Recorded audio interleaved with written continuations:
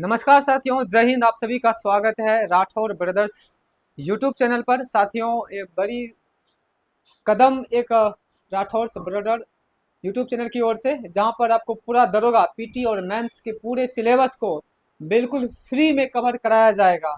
साथियों, फ्री सुनते ही आपके दिमाग में एक बातें आती है, यार चलो ये तो फ्री का कंटेंट है, कुछ भी पढ़ा देगा। साथियों, जब आप हमारे कंटेंट को देखेंगे तो आपको एहसास होगा कि वाकई कंटेंट पे कितना काम किया गया है, कितना मेहनत किया गया है। साथियों, भ्रम में ना रहें। और हम जो है पूरी हमारी टीम राठौर ब्रदर्स का पूरा टीम आपके वर्दी के लिए वचनबद्ध है और कटिबद्ध है। लगातार हम लोग मेहनत कर रहे हैं और आप भी अपने मेहनत को हमारे कदमों से कदम मिला करके चलें, हमारे कंधे से कंधे मिला कर चलें। तो मैं आपको आश्वस्त करता हूं कि इस बार 1807 जो सीटें आने वाली है दरोगा में, इसमें एक सीट आपकी पक्की है। मुझे दूसरे का नहीं पता कि दूसरा क्या करता है नहीं करता है। मैं इतना जरूर कहता हूं कि अगर आप राठौर ब्रदर्स यूट्यूब चैनल के माध्यम से जुड़ते हैं, जहाँ पे आपको फ्री में, बिल्कुल फ्री में, एक भी रुपये नहीं लिए जाएंगे आपसे और पूरा कंटेंट आपको दिया जाएगा। साथ ही साथ आपको टेलीग्राम चैनल पर, जो इसी के नाम से बना हुआ है राठौर ब्रदर्स टेलीग्राम चैनल है, तो वहां से आपको पूरा पीपीटी फॉर्म में या पीडीएफ फॉर्म में आपको पूरा जो है नोट्स मिल जाएगा, प्रिंटेड नोट्स मिलेगा। और हम लोग क्या करेंगे, हम लोग एमसीक्यू सॉल्व करेंगे, क्योंकि आपको पहले पता हो चुका है कि मैं आपको इस बैच में पॉलिटी, इंडियन पॉलिटी, भारतीय राज्य व्यवस्था और मैं ज्योग्राफी पढ़ा रहा हूँ, तो हम आपको इसमें पॉलिटी पढ़ाएंगे। सामान्यतः साथियों, आप बहुत सारे स्टूडेंट से बोलते हैं कि हम राजनीतिक शास्त्र पढ़ रहे हैं, है ना। तो हम वो आपके मिथ को भी दूर करेंगे और आपको एहसास दिलाएंगे कि राजनीतिक शास्त्र और जो आप जो पढ़ते हैं राज्य व्यवस्था या फिर संविधान, दोनों में क्या अंतर है, आपको हम थोड़ा सा एक झलक भी दिखाएंगे। तो साथियों, चलते आइए हम शुरुआत करते हैं अपनी पॉलिटी की, राज व्यवस्था की। ठीक है साथियों, तो आपसे रिक्वेस्ट है कि जो है आप इस चैनल को से लगातार जुड़े रहें और अपनी तैयारी में धारदार धार दें। और इसी चैनल पे हम लोग लगातार एमसीक्यू भी कराएंगे। हमारे जो एक बात और, हमारा जो सोर्स होगा साथियों, वो होगा प्योर एनसीईआरटी बेस होगा। इसके बाद अगर हम बात करें तो चाहे वो आप लक्ष्मीकांत देखें या डीडी बसु देखें, चाहे सुभाष कश्यप देखें, सॉरी,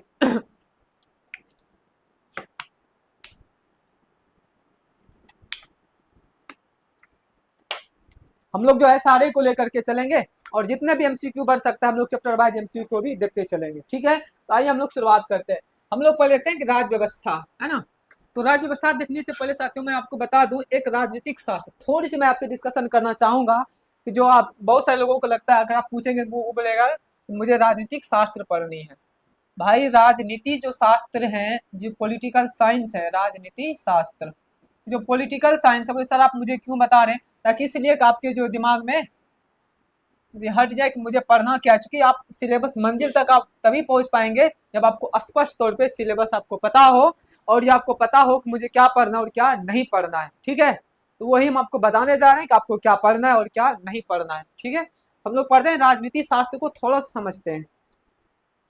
समझना नहीं है, ना ही हम आपको राजनीतिक शास्त्र पढ़ाने यहाँ पे आए हैं, क्योंकि अगर आप राजनीति शास्त्र पढ़ेंगे तो आपको कम से कम 2 साल तो लग जाएंगे आपको राजनीति शास्त्र पढ़ने में, क्योंकि इसमें बहुत सारे बहुत सारे टॉपिक होते हैं। इसमें हम लोगों को पॉलिटिकल जो है थ्योरी पढ़ने पड़ते हैं, सिद्धांत पढ़ना पड़ता है, वेस्टर्न थिंकर्स पढ़ना पड़ता है, जो पश्चिमी जो विचारक हुए उनको पढ़ना पड़ता है, हमारे इंडियन थिंकर्स को पढ़ना पड़ता है, इंटरनेशनल रिलेशन को पढ़ना पड़ता है ना।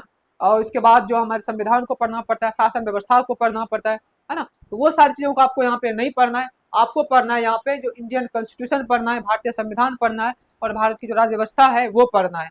हम लोग उसी को यहाँ पे पढ़ाएंगे। लेकिन आपको यहाँ पे हम समझा दें, जो राजनीतिक शास्त्र है ये आपका सिलेबस का पार्ट नहीं है।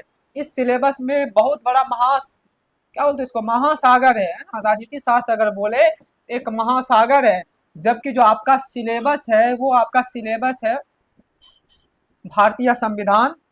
क्या है आपका सिलेबस?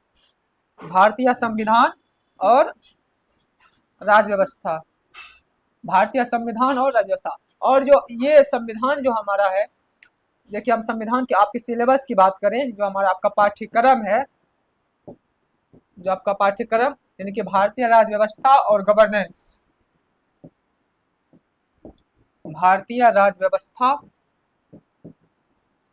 एवं शासन पद्धति, एवं शासन शासन पद्धति। ठीक है, ये आपके सिलेबस में, आप इसको सामान्यतः आप संविधान से जोड़ के आप देख सकते हैं इसको, जो हमारा संविधान है। ठीक है साथियों, तो आपको ध्यान रखना है कि आपको पॉलिटिकल साइंस नहीं पढ़ना है। पॉलिटिकल साइंस बहुत बड़ा महासागर है, अगर आप उसको पढ़ने बैठेंगे तो आपको 2 साल लगेगा। ठीक है, लेकिन हम इसको थोड़ी सी झलक आपको दिखाएंगे ताकि जो है आपको चीज़ें क्लियर होते चले, फिर हम सीधा आपको लेकर चलेंगे भारतीय संविधान, भारतीय राज्य व्यवस्था में, जहाँ से हम आपको एक एक चीज़ें पढ़ाएंगे। आपको पहले हम बता रखे हैं कि इस बार जो है एक बेहतर प्रयास किया गया, कुछ अलग तरीका अपनाया गया है पढ़ाने के लिए, जहाँ पे हम लोग जो है कंपैरेटिव स्टडी करने वाले हैं, तुलनात्मक अध्ययन करेंगे। वो हम आपको आगे क्लास में आपको दिखेगा हम लोग किस प्रकार से अध्ययन करेंगे। जैसे कि आपको बताए थे, जब हम लोग राष्ट्रपति पढ़ेंगे तो वहीं पे हम लोग राज्यपाल भी पढ़ेंगे, जहाँ पे हम लोग प्रधानमंत्री पढ़ रहे होंगे तो वहीं पे हम लोग राज्य के मुख्यमंत्री भी पढ़ेंगे, जहाँ पे हम संसद पढ़ रहे होंगे तो वहाँ पे हम लोग विधानमंडल भी पढ़ेंगे। ठीक है, तो उसी तरह से हम लोग आगे बढ़ते। अब आते हैं हम लोग फर्स्ट पीडीएफ पे। इतनी बातें समझ में आ गई आपको? ये समझा रहे थे आपको कि आपको राजनीतिक शास्त्र नहीं पढ़ना है, क्योंकि एक बहुत बड़ा महासागर है, जबकि आपको पढ़ना है, क्या पढ़ना है आपको? केवल आपका भारतीय संविधान पढ़ना है, जो आप कह सकते हैं इसके तुलनात्मक रूप से एक छोटा सा, क्या है, छोटा सा आप कह सकते हो नदी है ना, नदी, बस नदी कहिए, क्या है, एक छोटा सा नदी है। किसके तुलना में? राजनीतिक शास्त्र के तुलना में। क्यों? मैंने आपको बता रखा कि इसमें बहुत सारी चीजें आपको पढ़नी होती है, जैसे पश्चात थ्योरी, पश्चात जो विचारक होते हैं, वेस्टर्न थिंकर्स, पश्चात विचारक, वो आपको यहाँ पे नहीं पढ़ना है। जो जो यहाँ पे हम लिख रहे हैं वो आपको नहीं पढ़ना है। ठीक है, और क्या पढ़ना है आपको? भारतीय विचारक पढ़ना है, भारतीय विचारक पढ़ना है, जिसमें आप टैगोर को पढ़ते हैं, नेहरू को पढ़ते हैं, है ना।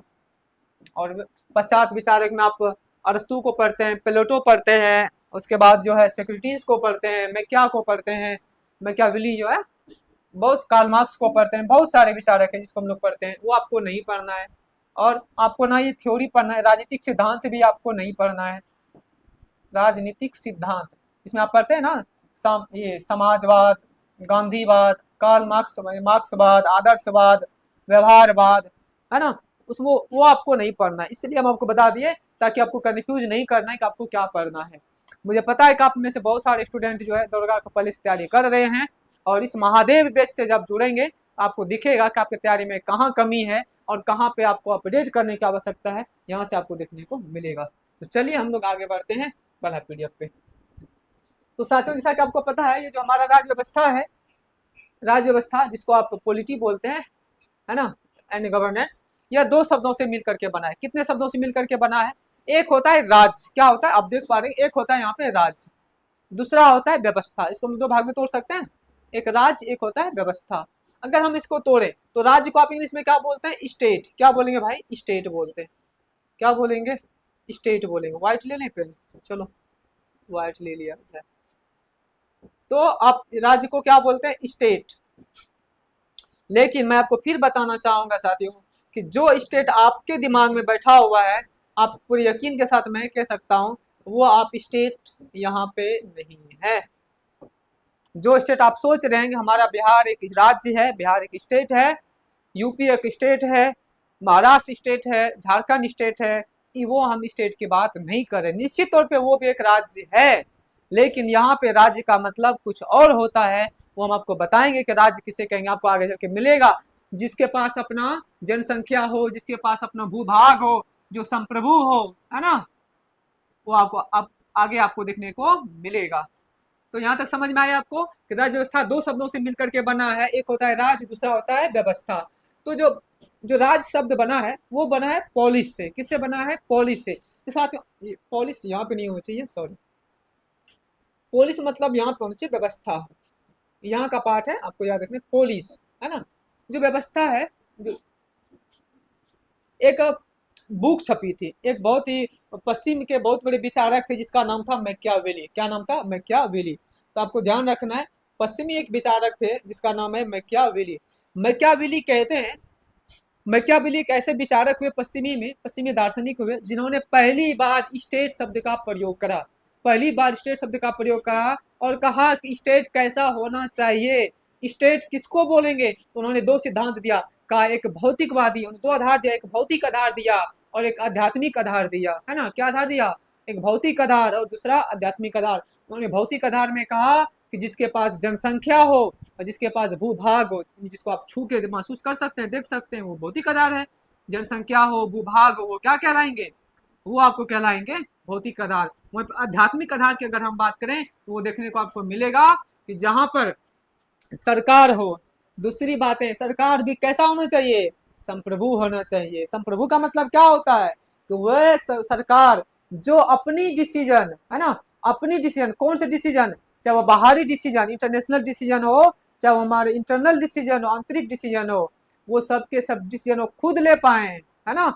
जैसे कि आप अभी देखे होंगे कुछ दिन पहले जब भारत और पाकिस्तान के बीच में जो डिस्ट्रीब्यूट चल रहा था, डिस्प्यूट था, तो वहां पे जब डिस्प्यूट को बंद होने वाले थी, ऑपरेशन सिंदूर आपने देखा होगा, तो जो अमेरिका के जो राष्ट्रपति है डोनाल्ड ट्रंप, उन्होंने ट्वीट करके कहा कि मैंने भारत के युद्ध को रुकवा दिया। तो साथियों ये कहीं ना कहीं आप उसके बाद देखे होंगे कि भारत की तरफ से कई बड़े अधिकारी और कई बड़े जो सरकार के कई बड़े अधिकारी और मंत्री इन शब्दों का आकर के विरोध किया। न सिर्फ मंत्री और अधिकारी ने बल्कि पूरा भारत ने इसका विरोध किया कि भारत एक संप्रभु देश है, अमेरिका तुम्हारी हिम्मत कैसे हो गई कि तुम भारत के अंदर इसके अपने इंटरनल मामले में तुम हस्तक्षेप करो, क्या तुम भारत के संप्रभुता को भूल गए हो, है ना। तो उन्हें उसकी औकात दिखानी जरूरी थी, इसलिए भारत के सरकार के द्वारा और भारत की जनता के द्वारा उसके कड़े शब्दों में विरोध किया गया, क्योंकि भारत हमारा क्या है? एक संप्रभु देश है। ठीक है, तो आगे हम लोग देखेंगे। तो राज्य का मतलब, राज कैसा शब्द है? एक बहुत ही पुस्तक, फेमस पुस्तक हुआ जिसका नाम था रेस पब्लिका। पत्रिका नहीं, पब्लिका होता है, टाइपिंग मिस्टेक है। चलो हम यहाँ लिख देते हैं आगे, रेस पब्लिका यहाँ लिख दे। चलो, रेस पब्लिका, रेस पब्लिका। रेस पब्लिका जो है साथियों, वो एक रोमन राज्य था। क्या था? रोमन राज्य था। और रोमन राज्य में जो है एक किताब लिखी गई रेस पब्लिका, जिसमें रोमन, ये ग्रीक शब्द है। कैसा शब्द है? ग्रीक शब्द है। जो पोलिस है वो शब्द है ग्रीक शब्द है, क्योंकि ये रोमन को आप ग्रीक बोलते हो, है ना, रोमन को क्या बोलते हैं? ग्रीक बोलते हैं। तो जो पोलिस शब्द है वो ग्रीक शब्द है, और ये रेस पब्लिका है, ये बना है रोमन राज्य। तो रोमन राज्य का ही एक बहुत बड़ा विचारक था जिसका नाम था मैकियावेली, जिन्होंने कहा एक राज्य, बोला राज्य क्या होता है, राज का उन्होंने बड़ा ही व्यापक परिभाषा दिया। तो उम्मीद करते हैं आपको दो बातें समझ में यहाँ से आई होगी। तो हम लोग राज्य व्यवस्था को दो भाग में बांट के देखें, एक होता है राज्य, दूसरा होता है व्यवस्था, है ना, यानी कि state and polis, state and polis. ठीक है, पुलिस नहीं है, पॉलिस है, मतलब व्यवस्था। और किस पुस्तक में? तो रेस पब्लिका में। सबसे पहले किसने दिया था स्टेट का परिभाषा या स्टेट का प्रयोग सबसे पहले किसने करा था? तो आपको याद रखना है कि ये मैकियावेली ने करा था। साथियों ये पॉलिटी का पहला क्लास है, इंट्रोडक्शन क्लास है, इसलिए थोड़ी इसमें मुझे फैक्ट आपको देना पड़ेगा, क्योंकि फैक्ट आपको पता है कि दरोगा में फैक्ट भी बहुत सारे पूछा जाता है। इसके बाद मुझे आपको अगले क्लास से कॉन्सेप्ट भी मिलेगा, हालांकि इसमें भी जो कॉन्सेप्ट है वो भी हम आपको डिस्कस करते चलेंगे। ठीक है, आगे बढ़ते हैं। क्या यहाँ तक आपको समझ में आई? अगर आ गया तो आप थम्स अप करें, फिर हम लोग आगे बढ़ते हैं। अगर कोई भी दिक्कत होती है आप कमेंट बॉक्स में डाल सकते हैं, और फिर हम आपको उसका सोल्यूशन दे देंगे। ठीक है, आगे बढ़ते हैं। जैसा कि मैंने आपको बता रखा, इसका व्याख्या कर रखा कि जो राज्य है, जो स्टेट है, स्टेट के बारे में मैकियावेली ने बता रखा है कि राज्य को हम लोग दो भागों में या दो वर्गों में आधार पे हम लोग बांट सकते हैं। क्या क्या आधार दिया? एक का दिया भौतिक आधार, दूसरा दिया आध्यात्मिक आधार। क्या हम इसका डिस्कशन आपके साथ कर चुके हैं? क्या हम इसका डिस्कशन आपके साथ कर चुके हैं, हाँ या ना? जल्दी से बताइए। अगर कर चुके हैं तो आप जल्दी से रिप्लाई करें इधर से। तो भौतिक आधार में क्या देखा आपने कि जो हम उसको छू सके, है ना, जिसको हम लोग देख सके, वही तो भौतिक आधार है। जैसे जनसंख्या आपके आसपास में दिख रहा है, जनसंख्या है कि नहीं? तो जनसंख्या पहला आधार बता दिया। दूसरा आधार उन्होंने बताया भूभाग। भूभाग मतलब जिसके पास क्षेत्रफल हो। क्या हो? क्षेत्रफल हो। क्या आप बताएं भारत के पास अपना क्षेत्रफल है या नहीं? क्या भारत के पास अपना क्षेत्रफल है या नहीं है ना? तो भारत के पास अपना क्षेत्रफल भी है और भारत के पास अपना जनसंख्या भी है। क्या है? जनसंख्या है। भारत के पास अपना जनसंख्या भी है, भारत के पास अपना क्षेत्रफल भी है। दूसरा, क्या हम केवल इन दो आधारों पे, दो तत्वों के आधार पर हम कह सकते हैं कि भारत एक राज्य है? साथियों पॉलिटिकल साइंस में यहाँ पे देश नाम का या राष्ट्र नाम का कोई कॉन्सेप्ट नहीं होता है, यहाँ पे राज्य होता है। क्या होता है? राज्य होता है। यहाँ पे देश को भी राज्य ही बोला जाता है। जब हम राज्य बोले तो आप यूपी बिहार मत लेना, आप समझ लेना हमें किसी देश की बात कर रहे हैं, राष्ट्र की बात कर रहे हैं। ठीक है, इसको ध्यान में रखिएगा। तो जिसके पास केवल ये दो चीजें हो उसको हम लोग देश या राज्य नहीं बोल सकते। और क्या होना चाहिए? तो तीसरी बातें आई, सरकार क्या आती है? सरकार। तो आप बोलेंगे सर कि बिहार जो है, हम आपसे पूछते हैं जो बिहार है, बिहार के पास अपना जनसंख्या है, क्या है? अपना जनसंख्या है, उसके पास अपना क्षेत्रफल भी है, उसके पास अपना सरकार भी है। क्या है? अपना सरकार भी है। तो आप बताइए क्या बिहार को हम राज्य कहेंगे? मैकियावेली के अनुसार, मैकियावेली के अनुसार क्या हम बिहार को एक राज्य कहेंगे? आंसर है नहीं। मैकियावेली के, मैं नहीं कह रहा भाई, मुझे और मत लगाना। ऐसे संविधान में बिहार एक राज्य है, भारत हमारा एक, भारत में एक बहुत ही प्रसिद्ध राज्य है बिहार, लेकिन मैकियावेली के अनुसार बिहार को हम राज्य नहीं मानेंगे। क्यों नहीं मानेंगे? इसके पास जो चौथी चीजें हैं वो है संप्रभु। तो कहा कि एक राज्य वही होगा जिसके पास ये चार आधार होगा। क्या क्या आधार होगा? तो कहा जिसके पास जनसंख्या होगा, जिसके पास भूभाग होगा, जिसके पास सरकार होगी, और वो सरकार कैसा होना चाहिए? तो संप्रभु होना चाहिए। कैसा होना चाहिए साथियों? संप्रभु होना चाहिए। तो संप्रभु का मतलब क्या होता है? तो संप्रभु का मतलब होता है कि जो अब स्वयं का प्रभु, स्वयं का प्रभु, अर्थात जब हम अपना डिसीजन ले रहे होते हैं उस डिसीजन में हमारे कोई भी हस्तक्षेप ना करें। जो आंतरिक डिसीजन प्लस बाहरी निर्णय है ना, आंतरिक और बाहरी निर्णय दोनों कौन ले? दोनों स्वयं लेता हो। दोनों स्वयं लेने की क्षमता जिसके पास हो वही एक राज्य कहलाएंगे, according to Machiavelli. According to Machiavelli. ठीक है, क्या यहाँ तक क्लियर है? अगर यहाँ तक क्लियर है तो एक बात आगे बताते हैं। आगे समझिए, एक कन्वेंशन हुआ था साथियों, कन्वेंशन समझते हो? एक समिट हुआ था, एक मीटिंग हुआ था, जो कि आप देख 1933 में, 1933 में, जिसका नाम दिया था मॉन्टेविडियो कन्वेंशन, है ना। मॉन्टेविडियो कन्वेंशन में इस राज्य के चार आधार दिए गए थे। बोला एक राज्य कौन होगा? तो ये चार आधार दिया था, जनसंख्या, भूभाग, सरकार और संप्रभुता। जनसंख्या, भूभाग, सरकार और संप्रभुता, चार ये आधार दिए, जिसका कहा जिसके पास ये चार चीजें होंगी वो क्या होगा? राज होगा। किसके अकॉर्डिंग? तो अकॉर्डिंग टू ये मॉन्टेविडियो कन्वेंशन। ये कब हुआ था? तो आपको ध्यान रखना 1933 में हुआ था। कब हुआ था साथियों? 1933 में हुआ था। ठीक है, यहाँ तक क्लियर है? तो बड़े एक बात बताइए, ये जनसंख्या और भूभाग ये भौतिक आधार है। कैसा आधार है? भौतिक आधार है। ये सरकार जो है और संप्रभुता ये दोनों आध्यात्मिक आधार है। भाई यहाँ पे आध्यात्मिक आधार का मतलब क्या हुआ? यहाँ पर आध्यात्मिक आधार का क्या मतलब हुआ? सोल, है ना। अध्यात्म मतलब क्या होता है? सोल, स्पिरिचुअलिटी, है ना। जिसको हम लोग देख तो नहीं पाते हैं, छू तो नहीं सकते, लेकिन हम उसको महसूस करते हैं, जिसकी आवश्यकता हमें महसूस होता है। क्या आप बता सकते हैं सरकार कौन है? किसी एक व्यक्ति को आप देख करके आप कह सकते हैं कि ये सरकार है, या किसी जगह को आप कह सकते हैं कि ये सरकार है? नहीं। तो सरकार का मतलब क्या होता है?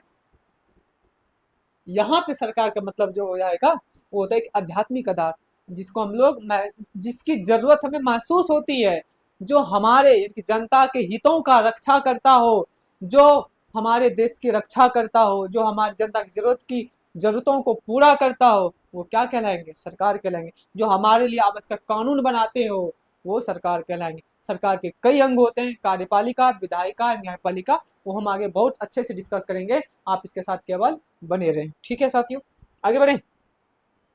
क्या यहाँ तक कोई दिक्कत है? यहाँ तक कोई दिक्कत है तो बोलिए, नहीं तो आगे बढ़ते हैं। आगे बढ़े। तो आगे आगे जो बात है भाई, जो व्यवस्था है, व्यवस्था का मतलब क्या होता है? नियम। व्यवस्था का मतलब क्या होता है? नियम, है ना। व्यवस्था का मतलब क्या होता है? नियम, इनके रूल्स। तो हम लोग राज्य को क्या देखे? राज्य किससे बना? पोलिस से बना, है ना। राज्य किससे बना? पोलिस और स्टेट। तो पोलिस ग्रीक वर्ड था, उसी को अंग्रेजी में स्टेट कहा गया। क्या कहा गया? स्टेट कहा गया। और व्यवस्था को हम लोग क्या बोले? नियम बोल दिए, यानी कि रूल्स बोल दिए। अर्थात अब राज्य व्यवस्था को आप, राज्य व्यवस्था का अर्थ निकालिए तो क्या हो जाएगा? एक ऐसी व्यवस्था, एक ऐसा व्यवस्था जहां पर, कहां पर भाई? तो जहां पर हम जो स्टेट को यानी राज्य को चलाने के लिए नियम और कानून बनाते हैं, उसको हम लोग क्या बोलेंगे? राज्य व्यवस्था बोलेंगे। क्या क्लियर है परिभाषा? एक बार फिर से समझिए, बहुत ही गहरा कॉन्सेप्ट बता रहा हूँ कि राज्य व्यवस्था किसे कहेंगे। ऐसा सिस्टम या ऐसी व्यवस्था जहां पर राज्य को सुचारू रूप से चलाने के लिए नियम और कानून को बनाए जाते हैं वो क्या कहलाएंगे। और इन सब का अध्ययन हम लोग कहाँ करेंगे, राज्य व्यवस्था में करेंगे। तो किसी देश को चलाने के लिए कुछ मौलिक नियम होते हैं, है ना, और अब मौलिक नियमों की आवश्यकता होती है, और उन्हीं मौलिक नियमों को हम लोग क्या बोलेंगे, संविधान बोलेंगे, कॉन्स्टिट्यूशन बोलेंगे। तो यहाँ से हमारा क्या निकला, कॉन्स्टिट्यूशन निकला, संविधान निकला। क्या निकल गया भाई, संविधान। संविधान आपको समझ में आई, संविधान की जरूरत क्यों पड़ी हमारे यहाँ। तो संविधान क्या होगा, किसी भी राज्य को सुचारू रूप से चलाने के लिए क्या चाहिए, एक मौलिक नियम तो होना चाहिए। पता चला कि कोई व्यक्ति जो है मर्डर कर दिया, उसको कोई सजा कुछ और मिल गया, कोई दूसरा व्यक्ति मर्डर किया तो कुछ मिला ही नहीं, तीसरा को कुछ और ही कर दिया, है ना। तो एक प्रॉपर नियम बनाया गया कि व्यक्ति को कौन सा अधिकार देना चाहिए, कौन सा अधिकार नहीं देना चाहिए, कौन से उसको ड्यूटी को फॉलो करना है, सरकार कैसे काम करेगा, सरकार हमारी नागरिक की जिम्मेदारियों को कैसे पूरा करेगा, है ना, सरकार अपने कर्तव्य को कैसे पालन करेगा, उन सब की रूल्स होना चाहिए कि नहीं होना चाहिए। इन सब का रूल जहाँ पे होना चाहिए उसी को हम लोग क्या बोलेंगे, संविधान बोलेंगे। हाँ, संविधान को अगर हम तोड़े, हमके आगे मिलेगा आपको जो संविधान है, अगर हम संविधान को तोड़े तो इसमें दो वर्ड मिलेगा आपको। क्या मिलेगा साथियों, दो वर्ड, एक है सम, क्या है सम, दूसरा होता है विधान। क्या होता है, विधान। विधान का मतलब क्या हो गया, विधान का मतलब होता है कानून, विधान का मतलब क्या होता है, कानून होता है ना। सम मतलब क्या होता है, बराबर, सम मतलब होता है बराबर। तो संविधान का मतलब क्या होता है, सबके लिए समान कानून, है ना, या सबके लिए बराबर कानून, सबके लिए बराबर कानून, ये क्या कहलाएगा, संविधान कहलाएगा। क्या कहलाएगा, संविधान कहलाएगा। यहीं पे आपके घूमते दिमाग में एक सवाल आएगा, सर अगर सबके लिए बराबर संविधान होना, सबके लिए बराबर नियम होना चाहिए, बराबर कानून होना चाहिए, फिर ये पे आरक्षण की बात कहाँ से आ गई। आप देखते होंगे कि जो SC ST है या फिर OBC में भी कुछ कुछ आरक्षण दिया जाता है। अभी हाल ही में बिहार सरकार ने घोषणा करा कि महिलाओं को 35% आरक्षण दिया जाएगा। जब हमारा संविधान कहता है कि सभी कानून के नजर में सभी बराबर है, चाहे वो महिला हो चाहे वो पुरुष है, चाहे वो किसी भी जाति धर्म से आता हो, सबके लिए समान कानून है, फिर महिलाओं के लिए विशेष आरक्षण क्यों, है ना। ये आपके दिमाग में सवाल आ रहा होगा। कोई बात नहीं, हम इसका जवाब देंगे, तो आप इंतजार करिए, जब हम आपको फंडामेंटल राइट पढ़ाएंगे तो वहां पे हम आर्टिकल 15 पढ़ाएंगे। आर्टिकल 15 में बताएंगे कि सरकार अगर चाहे तो सामाजिक, है ना, अगर सरकार चाहे तो सामाजिक न्याय को बढ़ावा देने के लिए, सामाजिक न्याय को बढ़ावा देने के लिए पॉजिटिव डिस्क्रिमिनेशन, सकारात्मक भेदभाव कर सकता है। इसी से आर्टिकल 15 को मिला दो, आर्टिकल 17 को मिला दो, 16 को मिला दो, यही और 14 को मिला दो, यहीं से तो निकल के आता है आरक्षण। विशेषकर 15 और 17, आज आप आरक्षण की पद्धति को देख रहे हैं, कहाँ से निकला, तो संविधान में अनुच्छेद 15 और 17 इससे प्रभावित होता है, वहीं से निकला है ना, 15, 16 और 17। क्या आपको विशेष बातें याद रहेंगी, विशेषकर अगर पूछा जाए तो 15 और 16, दो को पूछा जाए तो 15 और 16, ये दो अनुच्छेद हैं, ये दो आर्टिकल हैं जहां से आपका आरक्षण का मामला निकल के आता है। ठीक है, तो आप वो पॉजिटिव डिस्क्रिमिनेशन है, सकारात्मक भेदभाव है। ठीक है, जब आर्टिकल 14 आपको ध्यान से पढ़ेंगे, 14 में दो क्लॉज होते हैं ना, जिसमें कहता है, एक तो आपने पढ़ा होगा समानता का अधिकार, है ना, और दूसरा होता है दूसरा क्या होता है आपके लिए, दूसरा होता है कि लॉ, लॉ ऑफ, यानी कि क्या बोलते हैं उसको भाई, law of rules, law of rules, विधि के लिए कानून। क्या होता है, विधि के लिए कानून, हिंदी में क्या बोलेंगे उसको, विधि, और विधि के लिए कानून, है ना। और दूसरा होता है, आगे बढ़े, अगर यहाँ तक क्लियर है तो बोलिए। तो संविधान को क्या याद रखना है, सबके लिए बराबर कानून, लेकिन सरकार जो है पॉजिटिव डिस्क्रिमिनेशन कर सकता है, सकारात्मक भेदभाव कर सकता है। तो आपको राज्य व्यवस्था समझ में आ गया। तो राज्य व्यवस्था में क्या है, तो दो चीजें हैं, क्या चीजें हैं, एक राज्य है, एक स्टेट हो, एक पुलिस, है ना, और दूसरा क्या है, रूल्स, क्या है, रूल्स है। और जो राज्य होते हैं उनके, उनको संचालन करने के लिए, उनकी जरूरत को पूरा करने के लिए मौलिक नियमों की आवश्यकता होती है, और यह जिस किताबों में यह मौलिक नियम लिखा गया है उसको संविधान कहा गया। क्या कहा गया, संविधान कहा गया। ठीक है साथियों, आगे बढ़े। अब यहाँ पे आके बात निकल के आती है संविधान की, बहुत ही इंटरेस्टिंग संविधान के बारे में हम लोग पढ़ेंगे। साथियों संविधान जो है दो तरह का होता है, कितने तरह का होगा, संविधान दो तरह का होता है, एक होता है लिखित संविधान, दूसरा होता है मौखिक संविधान। क्या होता है? एक लिखित संविधान, दूसरा मौखिक संविधान। लिखित संविधान क्या होता है? लिखित संविधान क्या होता है?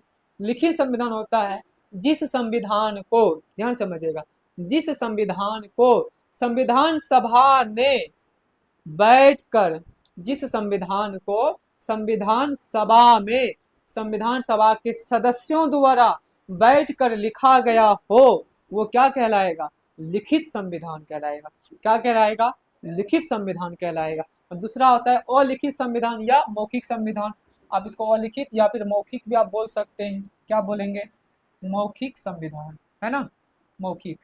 तो लिखित आपको समझ में आ गया क्या होता है, और लिखित आपको समझ में, मौखिक और लिखित समझ में आपको आ गया।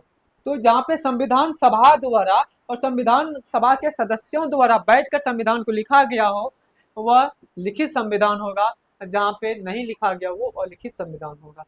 साथियों, अगर मैं बात करूं लिखित संविधान की, तो दुनिया का सबसे पहला संविधान, लिखित संविधान, दुनिया का सबसे पहला अगर लिखित संविधान है तो वो अमेरिका का संविधान था। क्या नाम था? कौन संविधान था? अमेरिका का संविधान था। तो याद रखना है आपको, अमेरिका का संविधान था। ठीक है। दूसरे, उसके बाद भारत। अगर लिखित संविधान की अगर बात करें, कुछ उदाहरण इसको देखा जाए, लिखित संविधान कुछ उदाहरण आपको मिलेगा। अमेरिका हो गया, भारत हो गया, रूस हो गया, कनाडा हो गया, है ना। इन सब के पास में क्या है? लिखित संविधान है ना। अमेरिका, ये अमेरिका, भारत, रूस, इसके पास क्या है? लिखित संविधान। वहीं पर अगर हम अलिखित की बात करें तो ब्रिटेन, वहाँ पे अलिखित संविधान है। सऊदी अरब, कनाडा, सॉरी कनाडा इसमें बोले थे, सॉरी इसमें होगा, कनाडा के पास भी अलिखित संविधान है, क्योंकि उन्होंने भी ब्रिटेन को ही फॉलो किया है। न्यूजीलैंड, इजराइल, है ना, यानी वो सभी।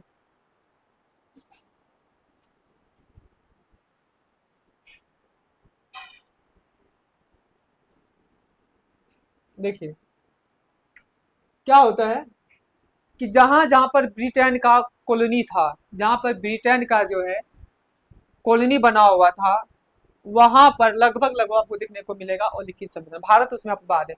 जैसे देखिए, कनाडा हुआ, न्यूजीलैंड हुआ, अब इजराइल, इजराइल में भी मौखिक संविधान ही है। क्या है? मौखिक संविधान ही है। मूल रूप से अगर पूछा जाए तो लिखित में भारत, अमेरिका और रूस आएगा, और अलिखित में आ जाएगा ब्रिटेन, और ये कनाडा को याद रखिएगा, इजराइल को याद रखिएगा, है ना। जो बोलता है जहां पर क्या जनता ने एक जगह बैठकर नहीं लिखा गया हो, उसको हम लोग क्या बोलेंगे? वो अलिखित होता है ना। क्या होता है? अलिखित होता है।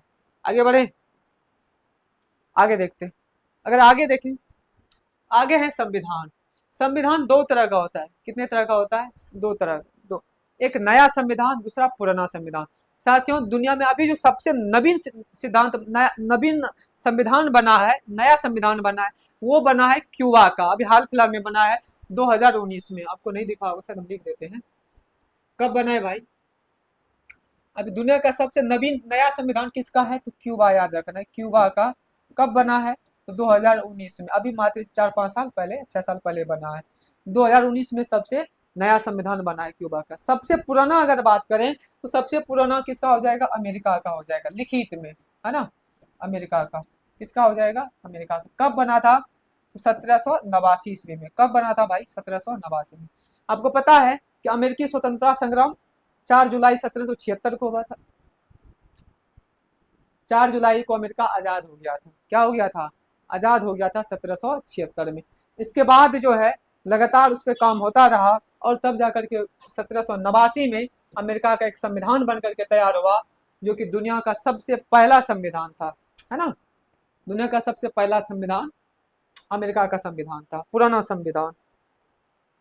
आगे बढ़े, अगर आगे अगर देखा जाए, अगर अब हम तुलना करते हैं, क्या करेंगे? तुलना करते हैं कि संविधान जो है, छोटा की बात करें तो छोटा और बड़ा। तो अगर छोटा संविधान, अब तुलना करेंगे भारत और अमेरिका के बीच में, क्योंकि जनरली जो आपसे क्वेश्चन पूछा जाता है तुलना में, वो भारत और अमेरिका का ही पूछा जाता है। अगर भारत और अमेरिका की बात करें साथियों, तो भारत और अमेरिका के संविधान में जो सबसे बड़ा संविधान है वो हमारा भारत का संविधान है। क्वेश्चन अगर पूछा जाए दुनिया का सबसे बड़ा लिखित संविधान किसका है, तो हमारे भारत का है। सबसे छोटा संविधान अमेरिका का है। किस आधार पे? अनुच्छेद के आधार पे। किस आधार पे साथियों? तो अनुच्छेद के आधार पे। तो अनुच्छेद जो है भारत के संविधान में 395 अनुच्छेद है। कितने अनुच्छेद है? 395 अनुच्छेद है, और इतने अनुच्छेद दुनिया के किसी भी देशों के संविधान में नहीं है। इसलिए भारत दुनिया का सबसे बड़ा लिखित संविधान वाला देश है। दूसरी बात की ओर बात करें तो हो जाएगा, बड़ा संविधान हो जाएगा भारत का, और सबसे छोटा हो जाएगा अमेरिका का। तो बात आती है, जिस प्रकार से भारत में 395 आर्टिकल है, 395 अनुच्छेद है, तो अमेरिका में कितना अनुच्छेद है भाई? तो जानना चाहिए, है ना? बताइए कमेंट बॉक्स में, अमेरिका के संविधान में कितने अनुच्छेद है? अमेरिका के संविधान में कितने अनुच्छेद है, आप कमेंट में बताइए। ठीक है, चलिए हम बता रहे हैं। तो अमेरिका के संविधान में जो है अनुच्छेद कितनी है? तो 15 है। कितनी है भाई? 15। मात्र 15 अनुच्छेद है अमेरिका के संविधान में। कितने अनुच्छेद है? 15 अनुच्छेद है। अब भारत का कितना है? 395। सोच लो, देखो कितनी विशाल है। ना सिर्फ अनुच्छेद के मामले में, अगर हम शब्द की भी बात करें कि सबसे ज्यादा जो शब्द लिखा गया है वो भी भारत के संविधान में, आगे मिलेगा आपको, भारत के संविधान में ही लिखा गया है। कितनी है तो देखते हैं। देखिए, अगर हम लोग शब्दों के आधार पर अगर बात करें, शब्दों के आधार पे, तो शब्दों के आधार पे अगर हम बात करें तो भारत का संविधान सबसे बड़ा संविधान है। कितनी है इसमें? तो आप देख सकते हो कि इकाई, दहाई, सैकड़ा, हजार, 10,000, लाख, 1,86,300, 1,46,386 इसमें शब्द लिखे गए। कितना शब्द है भाई? 1,46,386 शब्द। जबकि अगर सबसे कम शब्दों की बात करें तो सबसे जो कम शब्द लिखा गया वो मोनाको के संविधान में। कौन से अरे क्या लिख, मोनेको नहीं तो मोनाको होता है, मोनाको के संविधान में। कितनी है भाई? मात्र 3814 शब्द है। कितनी है? 3814। अगर भारतीय संविधान में शब्द की बात करें तो 1,46,386 शब्द है। वहीं पर मोनाको के संविधान में मात्र 3814 शब्द बचे हुए। और इसमें आर्टिकल कितनी है मोनाको में? मात्र 97 आर्टिकल है। लेकिन भारत में तो 395 आर्टिकल है। कितनी है भाई? 395 आर्टिकल है। ये आपको संविधान की विशेषताएं बता रहे। मेंस में हम यह मान के चल रहे साथियों, एक बार और आपको बता दूं, हम यह मान के चल रहे हैं कि जो भी आप दरोगा की तैयारी कर रहे हैं, आप लोग बीपीएससी भी देते होंगे, है ना? बीपीएससी भी देते होंगे। अगर नहीं दे रहे हैं तो आप सबसे निवेदन है कि आप बीपीएससी भी जरूर दें। और हम उस कंटेंट को, इस कंटेंट को उस लेवल तक लेके जा रहे हैं ताकि आपका बीपीएससी भी इससे क्वालिफाई हो जाए। प्री में तो क्वेश्चन एक भी नहीं छूटेगा, ये हमारी गारंटी है। आप देख लेना, प्री में से लगभग आपको 13 से 15 क्वेश्चन पूछा जाएगा, और सारे क्वेश्चन लगभग हमारे नोट्स से रहेगा, आपके नोट्स से रहेगा। ठीक है, इससे एक भी क्वेश्चन आपसे बाहर नहीं जाएगा। चलिए आगे बढ़ते हैं। तो याद रखना है, इसलिए आपको बीपीएससी भी 71 तो दे ही रहे होंगे, तो दीजिएगा। अगर नहीं दिए हो तो अगले बार जरूर दीजिएगा, यहाँ से कवर कर लीजिए। तो हो गए। तो विश्व के सबसे छोटे अगर लोकतंत्र का बात करें संविधान में तो क्या हो जाएगा? नौरी हो जाएगा। विश्व का सबसे बड़ा लोकतांत्रिक संविधान की बात करें तो भारत हो जाएगा। सबसे छोटे संविधान की बात करें लोकतंत्र में, लोकतंत्र में हम लोग कितने आधार को देखा? तो हम लोग लोकतंत्र की अगर बात करें तो कौन हो जाएगा? नौरी हो जाएगा। कौन हो जाएगा? नौरी हो जाएगा। अगर आर्टिकल के आधार पे पूछेगा तो अमेरिका सबसे छोटा, भारत सबसे बड़ा। हर मामले में आपको भारत बड़ा मिलेगा, है ना? शब्द के आधार पे देखें तो मोनाको सबसे छोटा, भारत सबसे बड़ा। उसके बाद हम लोग अगर लोकतंत्र के आधार पे देखें तो भारत सबसे बड़ा, और जो है नौरू सबसे छोटा। नौरी क्या है? सबसे छोटा संविधान वाला देश है। आगे बढ़े, आगे देखते हैं। अगर साथियों अगर आगे देखें, अब मिलेगा सुकरात। ये सुकरात कौन है? सुकरात जो है पश्चिमी विचारक है। कौन है भाई? पश्चिमी विचारक है। इसके एक शिष्य हुए जिसका नाम था प्लेटो। क्या नाम था? प्लेटो। प्लेटो। सुकरात जो है, इन्होंने राजनीतिक विज्ञान में, वास्तव में इसको इंग्लिश में सेक्रेटरीज बोलते हैं। क्या बोलेंगे? सेक्रेटरीज। सुकरात जो है अपने जो इसका जो शिष्य था, जो स्टूडेंट था प्लेटो, उनके बीच वो बातचीत कर रहा था। क्या कर रहा था? बातचीत कर रहा था, संवाद स्थापित कर रहा था। और ये वहीं से उन्होंने राजनीतिक शास्त्र के सिद्धांत को उन्होंने क्या किया? निर्माण किया। कैसा है देखिए। तो जो सुकरात थे उन्होंने एक बताई, उनका एक पुस्तक था जिसका नाम था रिपब्लिका। किसका? प्लेटो का। राजनीतिक विज्ञान का सबसे बड़ा और सबसे महत्वपूर्ण अगर कोई पुस्तक है तो वो है रिपब्लिका। किसने लिखा है? प्लेटो ने। किसने लिखा है साथियों? प्लेटो ने। ये हमारा राजनीतिक विज्ञान का टॉपिक है, ठीक है, इसलिए आपको परेशान नहीं होना है। हम आपको लेकर के चलेंगे आगे संविधान में। लेकिन यहाँ पे ध्यान रखना है आपको थोड़ा सा। तो प्लेटो ने एक पुस्तक लिखा जिसका नाम था रिपब्लिका। ठीक है, रिपब्लिका का मतलब क्या होता है? रिपब्लिका का मतलब क्या होता है? द एकेडमी, क्या नाम है? द एकेडमी, इसका नाम है संख्यान कोची। अब जो इनका जो प्लेटो का जो शिष्य हुआ वो था अरस्तु। यहाँ से कहानी बनता है राजनीतिक विज्ञान को एक विषय के रूप में देखा गया। अगर हम अरस्तु की बात करें साथियों, तो वास्तव में अरस्तु, आप जानते होंगे कि अरस्तु को हम लोग राजनीतिक विज्ञान का पिता कहते हैं, राजनीतिक विज्ञान का जनक कहा जाता है अरस्तु को। एक बात और आपको पता होगा कि आप जो बायोलॉजी है, जो जीव विज्ञान है, अब जीव विज्ञान का पिता कौन है? आप कमेंट में बताइए, बताइए आप जीव विज्ञान का पिता कौन है? तो जीव विज्ञान का भी पिता कौन है? अरस्तु। आप बोलेंगे सर ये अरस्तु है, क्या ये वैज्ञानिक था या राजनीतिक वैज्ञानिक था? क्योंकि अरस्तु को हम लोग जीव विज्ञान का पिता बोलते हैं, आप राजनीतिक विज्ञान का भी फादर्स वही है। तो फादर्स ऑफ पोल साइंस कौन? इट वाज अरस्तु। कौन है भाई? अरस्तु है। क्यों कहा गया अब बात समझिए। तो प्लेटो ने जो एक पुस्तक लिखा है रिपब्लिका, इस रिपब्लिका की उन्होंने बहुत ही बढ़िया क्या किया, उन्होंने व्याख्या किया। और यहीं से इसके बाद एक और उन्होंने एक पुस्तक लिखा जिसका नाम था द पॉलिटिक्स। राजनीतिक विज्ञान का दूसरा और सबसे महत्वपूर्ण, जिन्होंने राजनीति शास्त्र को एक विषय के तौर पर उभारा, वो पुस्तक था द पॉलिटिक्स। द पॉलिटिक्स किसने लिखा? तो अरस्तु ने लिखा। किसने लिखा? अरस्तु ने लिखा। ठीक है। अगर रिपब्लिका की बात करें तो रिपब्लिका किसने लिखा? प्लेटो ने लिखा। रिपब्लिका को लिखा प्लेटो ने, और जो द पॉलिटिक्स है इसको लिखा अरस्तु ने। इसलिए हम लोग अरस्तु को क्या बोलते हैं? Fathers of social, fathers of pol science. ये जो अरस्तु है ये भी शिष्य हुए किसके? प्लेटो के। और प्लेटो के शिष्य हुए सिकंदर। इसको ऐसे समझिए, क्वेश्चन यहाँ से कई बार पूछा जाता है, हम एक स्लाइड पे समझाते हैं आपको, यहाँ समझिए। तो सबसे जो ऊपर में वो है सुकरात। कौन है भाई? सुकरात। सबसे ऊपर में कौन है? सुकरात। आपको ध्यान रखना है सुकरात को। सुकरात, ठीक है। सुकरात का जो शिष्य हुआ वो हुआ प्लेटो। सुकरात का शिष्य कौन हुआ? इसका शिष्य हुआ प्लेटो। प्लेटो का शिष्य कौन हुआ? प्लेटो का शिष्य कौन हुआ? तो प्लेटो का शिष्य हो गया आपका अरस्तु। कौन हो गया भाई? अरस्तु। अरस्तु। तो प्लेटो का शिष्य कौन हुआ? अरस्तु हुआ। कौन हो गया? अरस्तु हो गया। अरस्तु। और जो अरस्तु का शिष्य हुआ वो हो गया आपका सिकंदर। कौन हो गया? सिकंदर। ओ सिकंदर, ओ सिकंदर, देख ले एक दफा अपने दिल से, अपने दिल के अंदर, क्यों तरसता है तू बंदे, जल्द ही बदलेगा मंजर। बस आपको भी एक बार अपने दिल के अंदर झांकने की आवश्यकता है। आप अपने दिल के अंदर देखें, आप भी एक सिकंदर बन सकते हैं।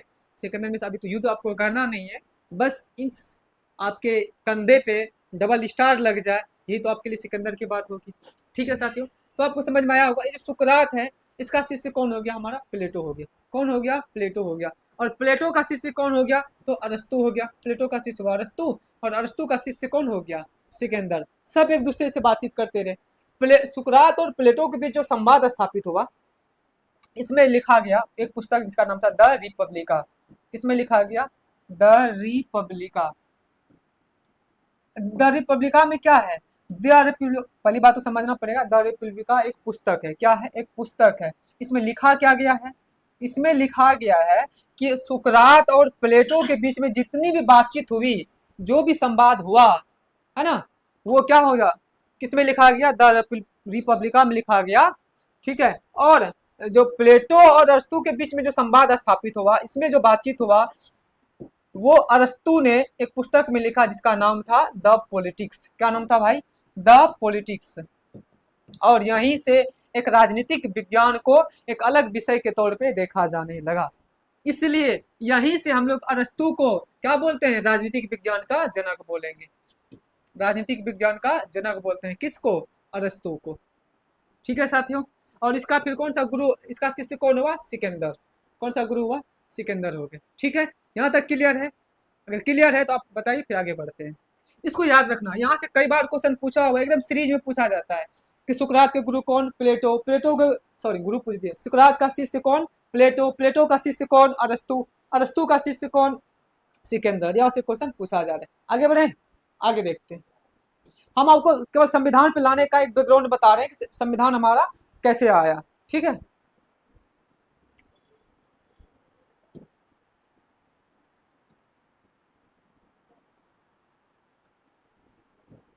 चलिए आगे हम लोग देखते हैं।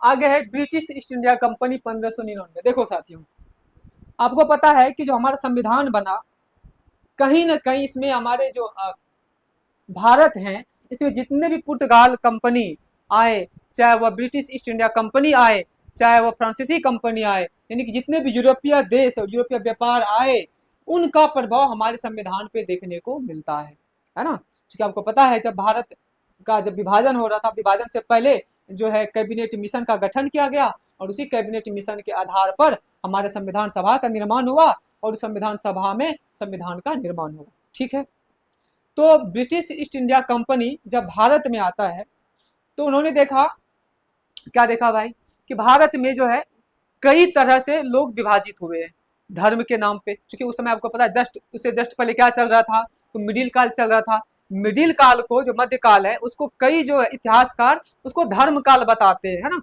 उसको धर्म के आधार पर बता देते हैं। तो ये जो है मुस्लिम काल है, मुस्लिम काल के तौर पे उसको बताया जाता है। और जबकि जो है वो प्राचीन इतिहास है, उसको लोग हिंदू काल के तौर पे बताए जाते हैं। ये मैं नहीं, इतिहासकार बता रहे। ठीक है, तो जब ब्रिटिश ईस्ट इंडिया कंपनी आए भारत, तो उन्होंने देखा कि भारत जो है कई रूपों में विभाजित है, जाति के नाम पे, वर्ण के नाम पे, है ना, धर्म के नाम पे। उन्होंने सोचा भाई मुझे तो राज करने में बड़ी दिक्कत आएगी। जब कंपनी स्थापित हो गया, तब उन्होंने समय समय पर कंपनी को रूल करने के लिए, कंपनी को शासन करने के लिए, ताकि हम भारत में अच्छे से शासन चला पाएं, समय समय पर उन्होंने सुधार करना शुरू किया।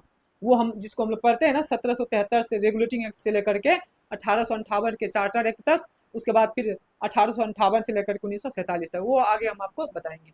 तो ब्रिटिश ईस्ट इंडिया कंपनी जब बना कब, 1599 में, मर्चेंट, इसका पहले नाम था मर्चेंट ऑफ एडवेंचर्स। ठीक है, मर्चेंट ऑफ एडवेंचर्स, जिसको आप शॉर्ट में बीईसी बोलते हैं ना, BIC, British East India company. B, एक सेकेंड, क्या बोलेंगे साथियों, B, British East India company, है ना, बीईआईसी। सर एक चीज को, ये मिस्टेक हो गया यहाँ पे, इसको मिटा दो, ये कुछ नहीं है। 1600 ईस्वी में, कब, 1600 ईस्वी में, जिसमें जो ब्रिटेन का जो महारानी थी वो एलिजाबेथ थी। एलिजाबेथ ने कंपनी को एक अधिकार दिया, एक कंपनी को अधिकार दिया, और कंपनी जो उस अधिकार को लेकर के भारत जो है, भारत और इनके अलावा भी अन्य देशों में व्यापार करने के लिए वो पहुंचता है। ठीक है, जब एलिजाबेथ ने 15 वर्ष तक, पहला बार जिसको मिला था 15 वर्षों का अधिकार मिला था, उसके बाद इसी बीच में जो है एक 1609 ईस्वी में जेम्स जो है अनिश्चित काल के लिए इसको अधिकार दे दिया, किसको, ब्रिटिश ईस्ट इंडिया कंपनी को। अब जो है, चूंकि ये इतिहास का पार्ट, हम लोग सीधा वहां से जोड़ते हैं संविधान में। उसके बाद साथियों आप देखे होंगे, कंपनी आई और भारत में लंबे समय तक शासन किया। उसके बाद पहली बार जब हुआ कि ब्रिटिश ईस्ट इंडिया कंपनी को भारत में एक कड़े टक्कर मिला, जिसको आप लोग प्लासी के युद्ध के नाम से जानते हैं, है ना।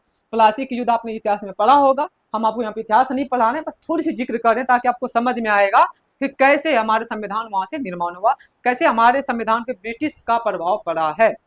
तो प्लासी के युद्ध कब हुआ था, 1757 ईस्वी में। कब हुआ, 1757 में। उस समय सिराजुद्दौला जो कि बंगाल का शासक था, है ना, बंगाल के शासक सिराजुद्दौला और रॉबर्ट क्लाइव जो कि ब्रिटिश ईस्ट इंडिया कंपनी का कमांडर था, रॉबर्ट क्लाइव, उनके बीच में हुआ। वहां से क्या हुआ, पहली बार ऐसा हुआ कि ब्रिटिश ईस्ट इंडिया कंपनी को एक बहुत बड़ा विजय के रूप में बहुत बड़े बंगाल, उस समय जो बंगाल था साथियों, आज का पश्चिम बंगाल, बांग्लादेश, बिहार, उड़ीसा, असम का जो पूरा क्षेत्र था, वो उस समय बंगाल कहलाता था।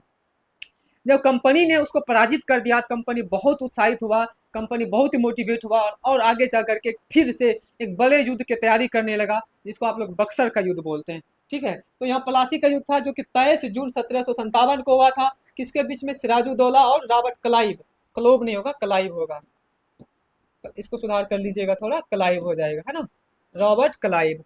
बक्सर का युद्ध कब हुआ था, तो 22 अक्टूबर 1764 में। साथियों ये इतिहास का एक ऐसा युद्ध था, इस युद्ध के बारे में आप इतिहास में जब पढ़ेंगे तो आपको समझ में आएगी इतिहास का एक ऐसा युद्ध था 22 अक्टूबर 1764, ऐसा दिन था जहाँ पे भारत के इतिहासकार वो कहते हैं कि एक ऐसा दिन था जहाँ पे भारत को हमेशा हमेशा के लिए अंग्रेजों के गुलाम हो गए। ऐसा क्या हुआ इस देश में, या फिर इस तिथि में ऐसा क्या हो गया बक्सर के युद्ध में, जहाँ पे ब्रिटिश ईस्ट इंडिया कंपनी को एक बड़ा ही बढ़त के तौर पे और भारत का सम्राट के तौर पे देखा जाने लगा। साथियों, बक्सर का युद्ध जब इतिहास में पढ़ेंगे तो आपको पता चलेगा कि यहाँ पे तीन बड़े शासक, कौन कौन से तीन बड़े शासक थे। मीर कासिम, ये मीर कासिम कहाँ के थे, तो मीर कासिम आपको वही शासक है जहाँ पे जो बंगाल में रॉबर्ट सिराजुद्दौला हुआ करता था, उनके जगह पे उन्होंने मीर जाफर को लाया। मीर जाफर को चापलूसी से अंग्रेजों ने अपने पक्ष में मिला लिया। ठीक है, मीर जाफर को अपने पक्ष में मिला लिया और उनको उनसे जो है शोषण करने लगा। बंगाल लगभग खाली हाथ चला गया। फिर जब मीर जाफर ने हाथ खड़ा कर दिया, बोला भाई अब मेरे से नहीं हो पाएगा, अंग्रेजों ने उसको भी हटा दिया। फिर उसके जगह पे लाया मीर कासिम को। किसको लाया? मीर कासिम को।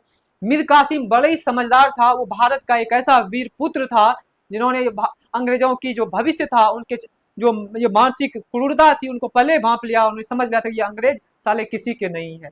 ठीक है, उन्होंने कुछ समय तो शासन किया, उनको जल्दी पता चल गया कि ये अंग्रेज किसी के नहीं है। उन्होंने, मीर कासिम ने क्या करा, बंगाल को छोड़ करके जो अभी मुंगेर है ना, तो मुंगेर में अपनी राजधानी बना लिया। और अंग्रेजों की ये बात पूरी तरह से उसके दिमाग में खटका कि मीर कासिम तुम ऐसे कैसे कर सकते हो, है ना।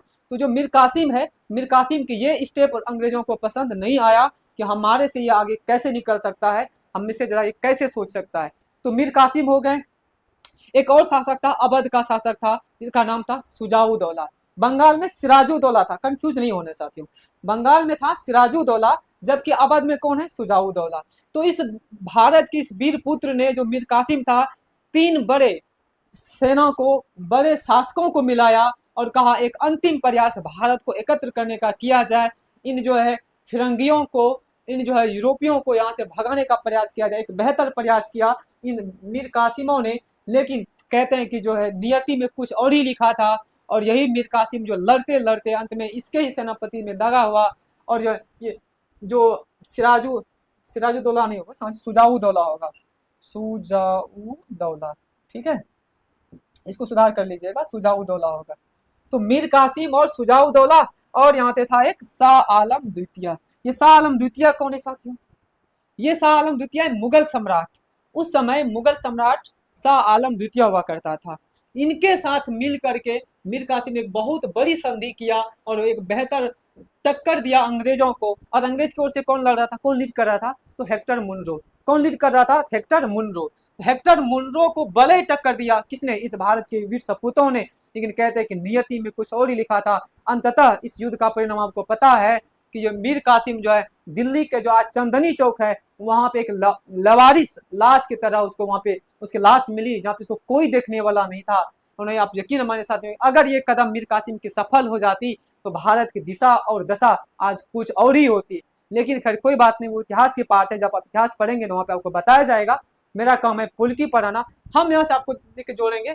1764 आप पहुंच चुके हैं। इसके बाद अब एक चीज और घटना यहाँ पे होती है, 1773 आने वाला है ना, 1700 हमारा 73 आने वाला है, जहाँ पे जो है एक और अंग्रेज आएंगे, जहाँ पे एक जो है जिसका नाम है वारेन हस्टिंग। क्या नाम है? वारेन हस्टिंग। आगे स्लाइड में शायद आपको मिलेगा, वारेन हेस्टिंग। साथियों, ये वारेन हेस्टिंग एक ऐसा शासक हुआ जिन्होंने पूरे भारत में द्वैत शासन को लाने का प्रयास करा था। आगे देखते हैं हम लोग।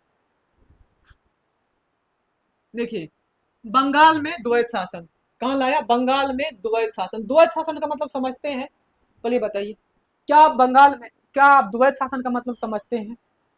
तो द्वैत शासन का जो मतलब होता है साथियों, कि दो लोग शासन करें एक ही राज्य पर, एक ही राज्य पर एक ही समय में दो अलग अलग ग्रुपों का शासन। दैट इज, जो बंगाल है, तो बंगाल पे जो रेवेन्यू कलेक्शन का काम करेगा, जो वहां से इनकम आएगा, बोला इनकम का वसूली कौन करेगा? इनकम का वसूली करेगा हमारा अंग्रेज। कौन करेगा भाई? अंग्रेज करेगा। लेकिन जो बंगाल के जो संसाधन है, जो नागरिकों को सुरक्षा देना है, किसानों की जो रक्षा करना है, वो काम कौन करेगा? वो करेगा बंगाल के नवाब। यहीं से द्वैत शासन निकल करके आया। तो पहली बार कब लाया? तो बंगाल में लाया गया 1765 में, जब आया था कौन? रॉबर्ट क्लाइव, है ना। तो रॉबर्ट क्लाइव ने जब दोबारा आया था बक्सर युद्ध के जस्ट बाद, तो आपको बता चुके हैं बक्सर युद्ध के जस्ट बाद जब संधि हुई तो उन्हें बंगाल में द्वैत शासन को स्थापित किया। करना ही था साथियों, क्योंकि बंगाल अब पूरी तरह से हार चुका था। भारत लगभग अब आधा से अधिक भारत, या यूं कहें तो लगभग आज के जो उत्तर भारत है वो लगभग अंग्रेजों के हाथ में जा चुका था। अब वहां पे बंगाल की मजबूरी थी, सुजाऊ दौला जो थी अवध के शासक, उसका भी मजबूरी था कि अब जो उन्हें संधि करना ही पड़ेगा। फिर जो बंगाल के साथ में यही द्वैत शासन पद्धति को लाया गया, जिसमें कहा कि जो दीवानी का मामला है, रेवेन्यू का मामला है, वो कंपनी देखेगी, लेकिन जो शासन का मामला है, फौजदारी मामला है, वो राजा, वहां पे राजा तो नहीं हुआ करता था, है ना। बंगाल में जो बंगाल के शासक थे या नवाब थे, उसका काम होगा, है ना, नवाब, उसका काम होगा। कौन सा मामला देखना, फौजदारी वाला। क्या आपको द्वैत शासन समझ में आया? तो पहली बार जो है बंगाल में द्वैत शासन लागू होगा। यह केवल बंगाल तक ही सीमित है। बंगाल का मतलब आपको बता चुके हैं ना कि आज का बंगाल नहीं, तो उस समय का जो बंगाल था, तो आज के पश्चिमी बंगाल, बांग्लादेश, बिहार, उड़ीसा, झारखंड, है ना, असम, ये सारे उस समय बंगाल में आता था। यहाँ तक क्लियर है। जब बंगाल में साथियों ये हो गई तो अंग्रेजों को अब कोई टक्कर देने वाला नहीं था। आप देख लीजिए उस समय का स्थिति, 1764 के बाद क्या भारत में, उत्तर भारत में कोई ऐसा शासक था जो कि अंग्रेजों को खुले टक्कर दे सकता था? कोई नहीं था। मुगल सम्राट शाह आलम द्वितीय मजबूर हो चुका था, सुजाऊ दौला पराजित हो चुका था, मीर कासिम लबारिस लाश की तरह चंदनी चौक दिल्ली में फेंका पड़ा था, कोई देखने वाला नहीं था। अंग्रेज ने अब अपनी मनमानी करना शुरू किया और पूरे भारत में जो है द्वैत शासन पद्धति को लागू कर दिया। द्वैत शासन पद्धति को लागू कर दिया कहाँ? पूरे भारत में। ठीक है साथियों, अब यहाँ से जो निकल के आती है, कंपनी ने समय समय पे क्या करा, उन्होंने रूल को बनाया, सुधार किया, जिसको हम लोग क्या बोलते हैं, जिसको हम लोग बोलेंगे व्यवस्था या कानून। जहाँ पे दो शासन हम लोग देखेंगे, दो व्यवस्था को देखेंगे, एक तो कंपनी का शासन हुआ था, दूसरा शासन हुआ था क्राउन का शासन। पूरी व्यवस्था को कैसे कैसे हमारा संविधान का जो विकास हुआ वो आपको दो टर्म में देखने को मिलेगा। यहाँ समझिए, देखिए, जो हमारा संविधान का जो विकास हुआ वो दो पक्ष में हुआ था, दो पक्ष में संविधान का विकास। पहला पक्ष तो वह था जब हमारे भारत में 1757 की क्रांति नहीं हुआ था। क्यों भाग रहे भाई?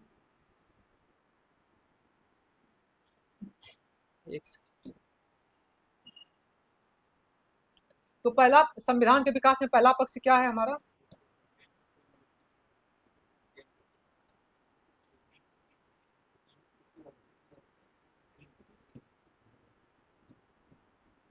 तो संविधान का विकास जो हुआ दो चरणों में हुआ। कितने चरणों में हुआ? दो चरणों में। कैसे कैसे हुआ? तो पहली बात, कंपनी का शासन रहा हमारे भारत में, कंपनी का शासन रहा। आपको पता है कब से कब तक रहा कंपनी का शासन? कब से कब तक? तो जब से वो आया है, विशेषकर जब 1773 में कंपनी अब जो है प्योर जो है व्यापारिक मूल्य में आ गया था, उन्होंने सोच रखा था अब मुझे भारत में जो है मूल रूप से व्यापार करना है और अपने शासन स्थापित करना है। ठीक है, तो 1773 से लेकर के 1857 तक, 1857 ही क्यों, 1857 में भारत में बहुत बड़ा बदलाव हुआ। क्या हुआ? भारत में एक बहुत बड़ा बदलाव आपको देखने को मिलेगा, जहां पे पूरे भारत में एक बहुत बड़ी क्रांति हुई थी, बहुत बड़ी क्रांति हुई थी। इतिहासकार तो कहते हैं कि आज तक ऐसा क्रांति उस समय तक ऐसा क्रांति पूरी दुनिया में कहीं नहीं हुआ था जो क्रांति 1857 में देखने को मिला। तो संविधान का जो विकास हुआ दो चरणों में हुआ, जहाँ पे कंपनी का विकास शासन चला 1773 के रेगुलेटिंग एक्ट से लेकर के 1857 के रेगुलेटिंग एक्ट तक। ठीक है, इसके बाद जो दूसरे चरणों में हुआ वो हुआ हमारे क्राउन का शासन। किसका शासन? क्राउन। क्राउन क्या होता था? ब्रिटेन के राजा, है ना। क्योंकि जब भारत में अंग्रेज लोग पिटाया 1857 की क्रांति में, आपको पता है कि अंग्रेजों को दौड़ा दौड़ा के मारा गया भारत के द्वारा। वो इतिहास में आप पढ़ेंगे या पढ़े होंगे या फिर पढ़ाया जाएगा आगे, तो हम लोग उस पर नहीं जाएंगे इतिहास पे अभी। अब हम लोग समझते हैं क्राउन। जब भारत में अंग्रेज लोग पिटाया तो यहाँ से उन्होंने महारानी को एक पत्र लिखा, क्राउन का शासन। महारानी को एक पत्र लिखा कि भारत का जो है शासन अब मेरे हाथों से जाने वाला है। तो भारत की महारानी आई, उस समय महारानी आ चुकी थी विक्टोरिया। कौन आई थी? तो 57 के क्रांति के समय जो महारानी आई थी, उस समय महारानी आई थी विक्टोरिया। महारानी विक्टोरिया कहती कि मैं ब्रिटेन की महारानी विक्टोरिया आप सभी को यह आश्वस्त करता हूं कि आज के बाद ये कंपनी आपके ऊपर शासन नहीं करेगी।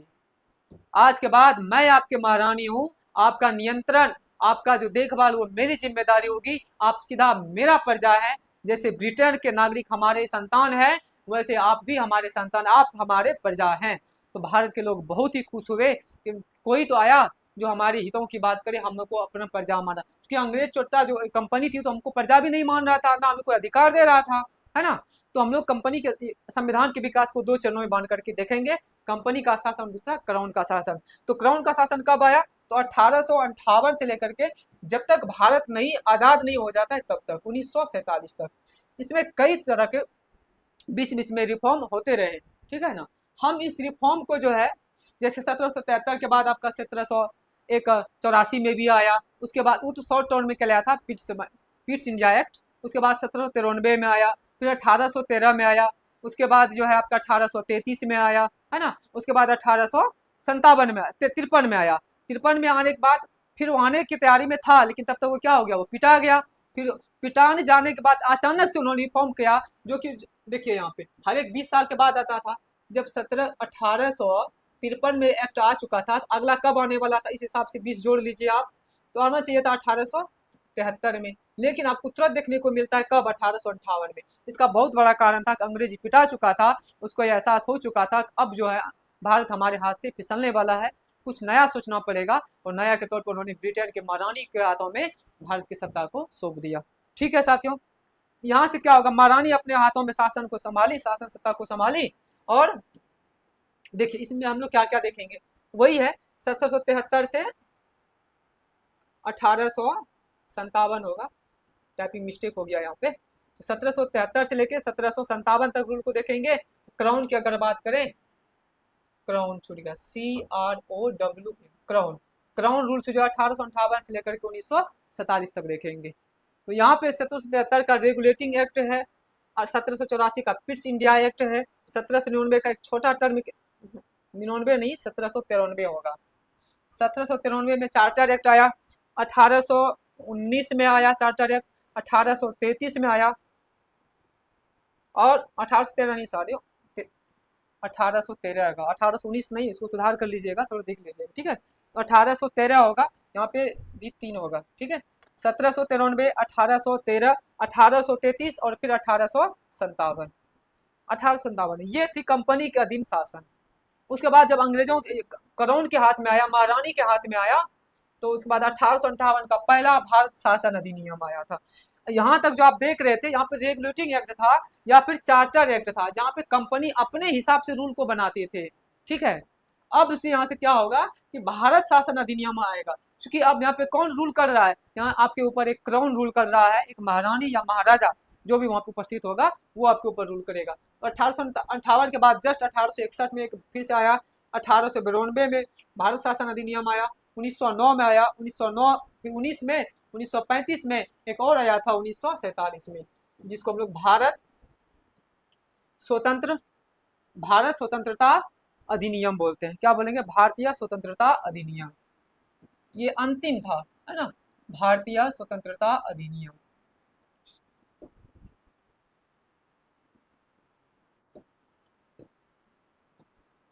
भारतीय स्वतंत्रता अधिनियम,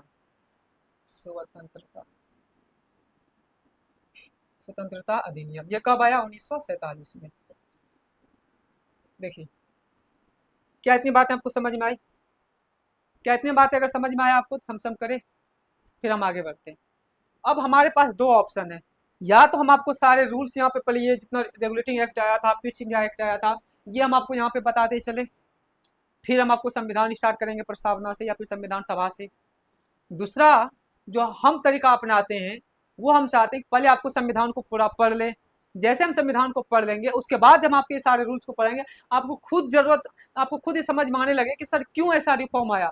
अगर अभी हम आपको बता देंगे तो आपको समझ में नहीं आएगा कि सर ऐसा क्यों जरूरत पड़ा, लेकिन जब पूरे संविधान आप पढ़ लेंगे तो आपको समझ में आएगा क्या क्या समय समय पर चेंज किया और क्यों करना पड़ा, है ना।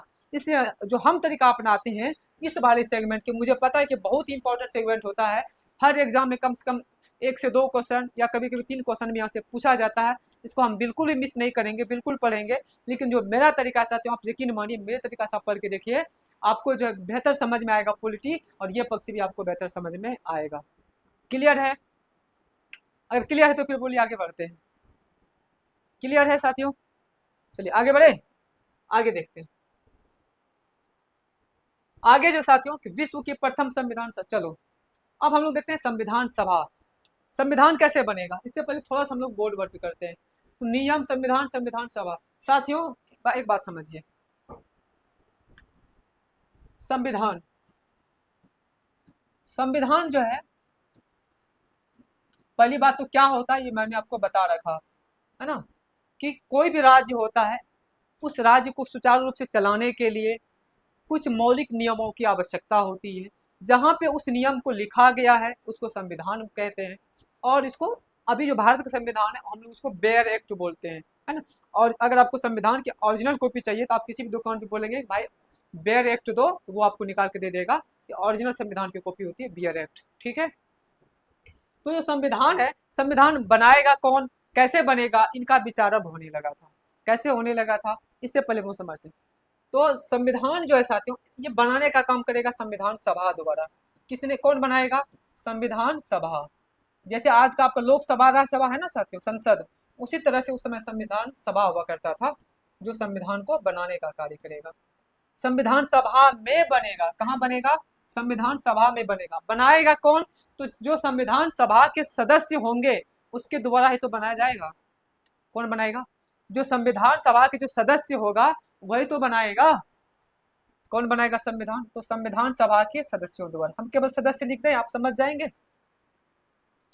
संविधान सभा के सदस्यों द्वारा, किसके द्वारा, सदस्यों द्वारा जो है संविधान का निर्माण किया जाएगा। जो अंग्रेज थे साथियों, ये तो अंग्रेज हमारे संविधान की बात को सुन ही नहीं रहा था। पहली बात तो भारत को भी नहीं पता था। अब हम लोग समझते हैं कि जो संविधान शब्द आया, और अब लोग तो देख चुका है वो कैसे आया।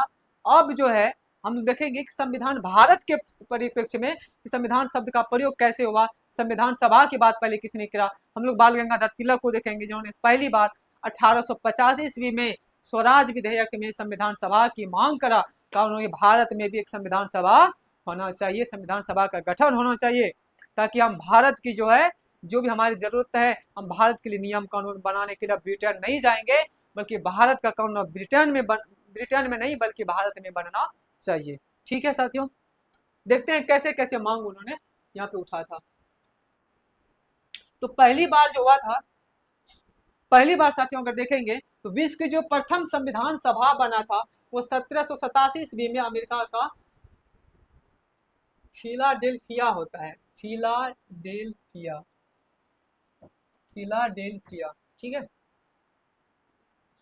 आपको बता चुके हैं कि दुनिया का सबसे पुराना और सबसे पहला संविधान, लिखित संविधान में अमेरिका का था, है ना। तो वहां पे पहली बार उन्होंने संविधान सभा का गठन करा, और संविधान सभा के माध्यम से क्या बनाया उन्होंने, संविधान सभा, संविधान का निर्माण करा। तो विश्व के सबसे प्रथम, विश्व के प्रथम संविधान सभा किसकी हो गई, याद रखना है आपको, अमेरिका का हो गया। अमेरिका कब आया था, 1787 में। और जो उसका नाम उन्होंने दिया था, नाम दिया था फिलाडेल्फिया। क्या नाम दिया था, फिलाडेल्फिया। स्पष्ट लिख दे, रुकिए इधर इसको लिख देते हैं काट के, फिलाडेल्फिया, फिलाडेल्फिया, ये अमेरिका के संविधान सभा का नाम था। क्या नाम था, फिलाडेल्फिया, अमेरिका संविधान सभा का। उसके बाद अगर दूसरी बात करें तो आपको पता है जो अमेरिका का संविधान बन करके तैयार हुआ 1789 में बन करके तैयार हो चुका था। जब अमेरिका का संविधान बन रहा था साथियों, उसी समय अगर आपको याद होगा फ्रांस में एक बहुत बड़ा क्रांति चल रहा था, जिसको आप लोग फ्रांस की क्रांति कहते हैं। आप बताइए फ्रांस की क्रांति कब हुई थी, ये इतिहास का टॉपिक है, वर्ल्ड हिस्ट्री का, जल्दी से बताइए। क्या वो वही समय है जहां पे अमेरिका का संविधान बन रहा था, जब अमेरिका का संविधान सभा बन चुका था तो वहां पर जो है फ्रांस में एक बहुत बड़ी क्रांति हो रही थी, जिसको फ्रांस की क्रांति कह रहे थे, है ना। तो उसके बाद जो है फ्रांस के क्रांति के बाद दूसरी जो है संविधान सभा का गठन हुआ, वो फ्रांस में हुआ। क्योंकि युद्ध ही या फिर क्रांति इसीलिए हुआ था ताकि वहां पर भी लोकतंत्र का गठन किया जाए, वहां पर भी संविधान सभा का गठन किया जाए। क्योंकि वहां पर लुई 16वां का शासक था, है ना। लुई 16वां के शासक से लोग त्रास्त हो चुके थे, त्राहिमाम मचा रहे थे वहां पे, है ना। इसलिए कहा कि अब नहीं, ऐसे काम नहीं चलेगा, अब हमें एक लोकतंत्र देश होने की आवश्यकता है। और रोटी दो का नारा लगाते हुए, रो, रोटी दो का नारा लगाते हुए राजमहल की ओर वहां की जनता बढ़ता है, और फ्रांस में एक बहुत बड़ी क्रांति होती है, जिसे आप लोग फ्रांस की क्रांति बोलते हैं। ठीक है, 1789 में हुआ। उसके बाद फिर जो वहां पे क्या हुआ, उसी समय संविधान सभा का गठन हुआ, जिसका नाम उन्होंने दिया द नेशनल असेंबली। क्या नाम दिया? The national assembly. आज भी जो पाकिस्तान का संविधान और जो संसद भवन है उसका नाम यही है, नेशनल असेंबली, है ना। भारत का तो आप संसद है, जान ही रहे हैं। तो उस समय का जो संसद था वहाँ फ्रांस का, जिसका नाम संविधान सभा दिया, इसका नाम 1789 में द नेशनल असेंबली। ठीक है, इतना बात समझ में आया आपको? आगे समझिए। तो संविधान सभा का जो पहला किसी के व्यक्ति में मन में विचार आया था, वो एक इंग्लैंड का व्यक्ति था, जिसका नाम था हेनरी मैन। क्या नाम था? Henry man. कहाँ का था? इंग्लैंड का। यहाँ से सीधा आपसे क्वेश्चन पूछा जाएगा कि संविधान सभा आप समझ चुके हैं। संविधान सभा क्या होता है? जहां पर संविधान सभा के सदस्यों द्वारा बैठ करके संविधान को लिखा जाता है। ठीक है, यह संविधान बनाया जाता है, वो संविधान सभा होगा। तो संविधान सभा का पहला विचार किसके दिमाग में आया?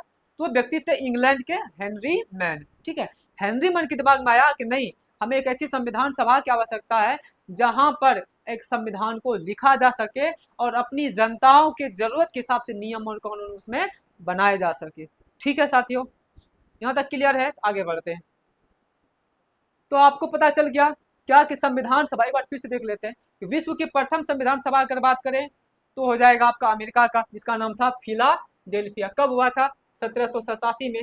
ठीक है, दूसरी बात है, फ्रांस की क्रांति जब हो रही थी वहां पर आपको संविधान सभा देखने को मिला, जिसका नाम दिया द नेशनल असेंबली।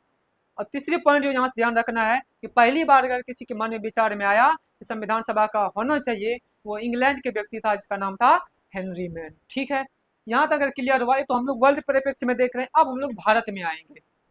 ये वर्ल्ड के में देख रहे थे, अब भारत में देखते हैं। तो भारत में नाम आता है बाल गंगाधर तिलक का। किसका नाम आता है साथियों? बाल गंगाधर तिलक का पहला नाम आता है। तो 1895 में बाल गंगाधर तिलक जो है एक विधेयक पारित किया, जिसका नाम था स्वराज विधेयक। बाल गंगाधर तिलक का एक बहुत ही प्रसिद्ध कथन है, आपने सुना होगा कि स्वराज हमारा जन्मसिद्ध अधिकार है और इसे हम लेकर के रहेंगे। तो स्वराज विधेयक था, वास्तव में एक पत्रिका था जो कि बाल गंगाधर तिलक द्वारा चलाया जाता था। उन्हीं पत्रिका में उन्होंने पहली बार अनौपचारिक तरीके से, ऑफिशियली नहीं बल्कि अनऑफिशियली यानी कि अनौपचारिक रूप से कहा कि भारत में भी संविधान सभा का गठन होना चाहिए। कई बार क्वेश्चन पूछा है साथियों कि भारत के संविधान सभा का मांग सबसे पहले अनौपचारिक तरीके से किसने किया था? आपको याद रखना है 1895 में बाल गंगाधर तिलक द्वारा। दूसरी पॉइंट की अगर हम बढ़े तो निकल के आता 1918 ईस्वी में कांग्रेस का जब एक अधिवेशन होता है, जिसमें नाम दिया था सेल्फ एक्सप्रेशन की मांग करा था। जो साथियों, जो सेल्फ एक्सप्रेशन, इसी का तो नाम है। सेल्फ मतलब क्या? स्वयं, है ना। स्वयं का अभिव्यक्ति, स्वयं का अभिव्यक्ति, ये है ना सेल्फ एक्सप्रेशन। दैट मीन्स जो कांग्रेस, आपको पता है उसमें कांग्रेस सबसे बड़ी संगठन हुआ करता था। तो 1918 में जब अधिवेशन हुआ तो 1918 के अधिवेशन में कहा कांग्रेसों ने कि हमें भी एक सेल्फ एक्सप्रेस, क्या बोलते हैं इसको, एक्सप्रेशन होना चाहिए। दैट मीन्स जहाँ पे हम लोग खुद के कानून बना चुके। लेकिन आप ध्यान रखना, ये सारी बात अभी क्या चल रहा है? अनऑफिशियली चल रहा है। अभी ऑफिशियली रूप से कोई भी उतर करके नहीं आया है। अब ये भी अनौपचारिक है, देख पा रहे हैं, यहाँ लिखा है अनौपचारिक, ये भी अनौपचारिक था। लेकिन अगर हम बात करें 1919 में जब एक एक्ट आया था, जिसको आप लोग क्या बोलते हैं? रॉलेक्ट एक्ट, है ना। क्या आया था? सर सिडनी रॉलेक्ट द्वारा। उस समय जो है मॉन्टेग्यू चेम्सफोर्ड, है ना, मॉन्टेग्यू चेम्सफोर्ड आपके भारत का गवर्नर जनरल हुआ करता था, उन्हीं के नाम से पर, जिसको आप लोग क्या बोलते हैं? इसको मॉन्टेग्यू चेम्सफोर्ड अधिनियम भी बोलते हैं। इनमें क्या करा जब आया, तो ना तो बाल गंगाधर तिलक की बात माना, न ही कांग्रेस के सेल्फ एक्सप्रेशन की बात माना। कहा कि नहीं, ऐसा कुछ भी नहीं होने वाला है। तो सीधे सीधे तौर पर क्या करा, 1919 के अधिनियम में इसके मांगों को अस्वीकार कर दिया। आप बताइए, जब मांगों को अस्वीकार करेगा तो भारतीयों के मन में आक्रोश बढ़ेगा कि नहीं बढ़ेगा? बढ़ेगा ना। जब आक्रोश बढ़ेगा तो वहीं से निकल करके कहता है एक बहुत बड़ा आंदोलन, जिसको आप लोग कौन सा आंदोलन बोलते हैं? असहयोग आंदोलन, है ना, 1920 में। 1920 में जो असहयोग आंदोलन हुआ था साथियों, तो उसके बहुत बड़े कारण थे, बहुत सारा कारण था। जो आपको पता होगा कि एक तो जो जलियांवाला बाग हत्याकांड हुआ था, एक वो एक कारण था। लेकिन जो दूसरा जो सबसे बड़ा कारण था वो ये जो इतिहास में था वो था कि जो 1919 में एक्ट आया था, मॉन्टेग्यू चेम्सफोर्ड अधिनियम, उसमें हमारी जो है ये संविधान सभा की मांग को स्वीकार कर दिया गया था। फिर उसके बाद अगर हम बात करें तो महात्मा गांधी, जब असहयोग आंदोलन को स्थगित कर दिया, महात्मा गांधी खुद कहता है, क्या कहता है कि भारत का संविधान बनेगा। और कौन बनाएगा? तो कहा भारत की जनता बनाएगा। उन्होंने कहा कि भारत का संविधान भारत की जनता स्वयं बनाएंगे। क्या कहा? कई बार क्वेश्चन पूछा है साथियों। 1922 ईस्वी में महात्मा गांधी ने कहा कि भारत का संविधान भारत की जनता खुद बनाएगी।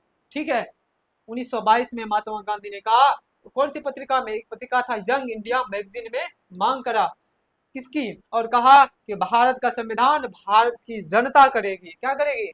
भारत की जनता करेगी। इस पत्रिका को आप याद रखिएगा, यंग इंडिया पत्रिका था, मैगजीन को पत्रिका बोलते हैं। तो यंग इंडिया पत्रिका में गांधी जी ने कहा कि भारत का संविधान कौन बनाएगा? तो भारत की जनता स्वयं बनाएगी। क्या यहाँ तक क्लियर है? अभी तक बना नहीं है, बस ये सब चल रहा है ना। अब आगे देखते हैं। अब जब निकल करके आएगा ऑफिशियली रूप से, एक पहली बार एक व्यक्ति था जिसका नाम था मानवेंद्र नाथ राव, शॉर्टकट में आप इसको एम.एन. रॉय भी बोलते हैं, है ना, जिसको आप क्या बोलते हैं? एम.एन. रॉय। एक साम्यवादी नेता था। कैसा नेता था साथियों? साम्यवादी नेता था। लिख दें? लिखा होगा, अच्छा लिखा होगा, कोई बात नहीं। साम्यवादी नेता था। उन्होंने एक पुस्तक लिखा जिसका नाम था जेल डायरी। क्या नाम था? Jail diary. जेल डायरी में ही कई बार क्वेश्चन पूछा है, इसको मोस्ट इंपॉर्टेंट लगा लो, चाहे तो आप इसको हाईलाइट कर लो, जो करना है कर लो, 4 स्टार 5 स्टार जितना लगाना है भाई लगा लो। यहाँ से क्वेश्चन पूछा जाएगा और पूछा जाता है हर बार कि मानवेंद्र नाथ राव या एम.एन. राय ने किस पुस्तक में क्या करी थी? संविधान सभा का मांग करा था। किस पुस्तक में? तो आपको याद रखना है जेल डायरी।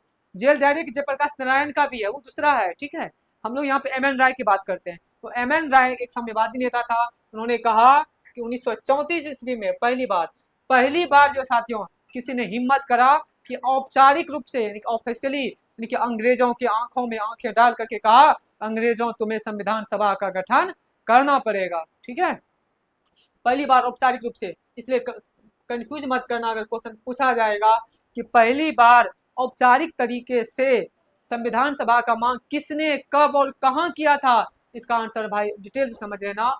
एम.एन. रॉय, जिसको मानवेंद्र नाथ रॉय कहते हैं, 1934 ईस्वी में जेल डायरी नामक पुस्तक में करा था। ऑफिशियली था ये, जिनमें अंग्रेजों की आंखों में आंखें डाल करके कहा था। ठीक है, अब यहाँ से बात जो है अब ऑफिशियली चलेगा। इससे पहले क्या चल रहा था? आपने देखा कि 1895 से ही अनऑफिशियली तरीके से चल रहा था। अब बात कहाँ तक आ गई?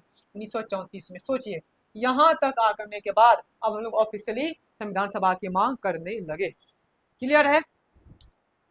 देखिए उसके बाद क्या हुआ। 1984 नहीं होगा भाई, 1934 होगा। यहीं पे एक 1934 में कांग्रेस वर्किंग कमेटी, जिसको आप लोग बोलते हैं कांग्रेस कार्यकारी समिति ने, अब क्या करेगा? यहाँ भी अब जो भी चलेगा क्या चलेगा? औपचारिक चलेगा। तो संविधान सभा की मांग करा। किसका मांग करा? संविधान सभा की मांग करा। किसने करा? तो कांग्रेस वर्किंग कमेटी, है ना, कांग्रेस वर्किंग कमेटी में। कब? 1934 में। लेकिन इसके बाद एम.एन. रॉय के बाद, एम.एन. रॉय के बाद जो है कांग्रेस वर्किंग कमेटी ने कहा तब ऐसे बात नहीं बनेगा, अब जो है मुझे क्या चाहिए? संविधान सभा चाहिए। ठीक है साथियों, उसके बाद हम देखें तो 1938 ईस्वी में जवाहरलाल नेहरू निकल करके आया और नेहरू ने एक पुस्तक लिखा था, इसका नाम था न्यू हेराल्ड। क्या नाम था? ये भी क्वेश्चन पूछा है।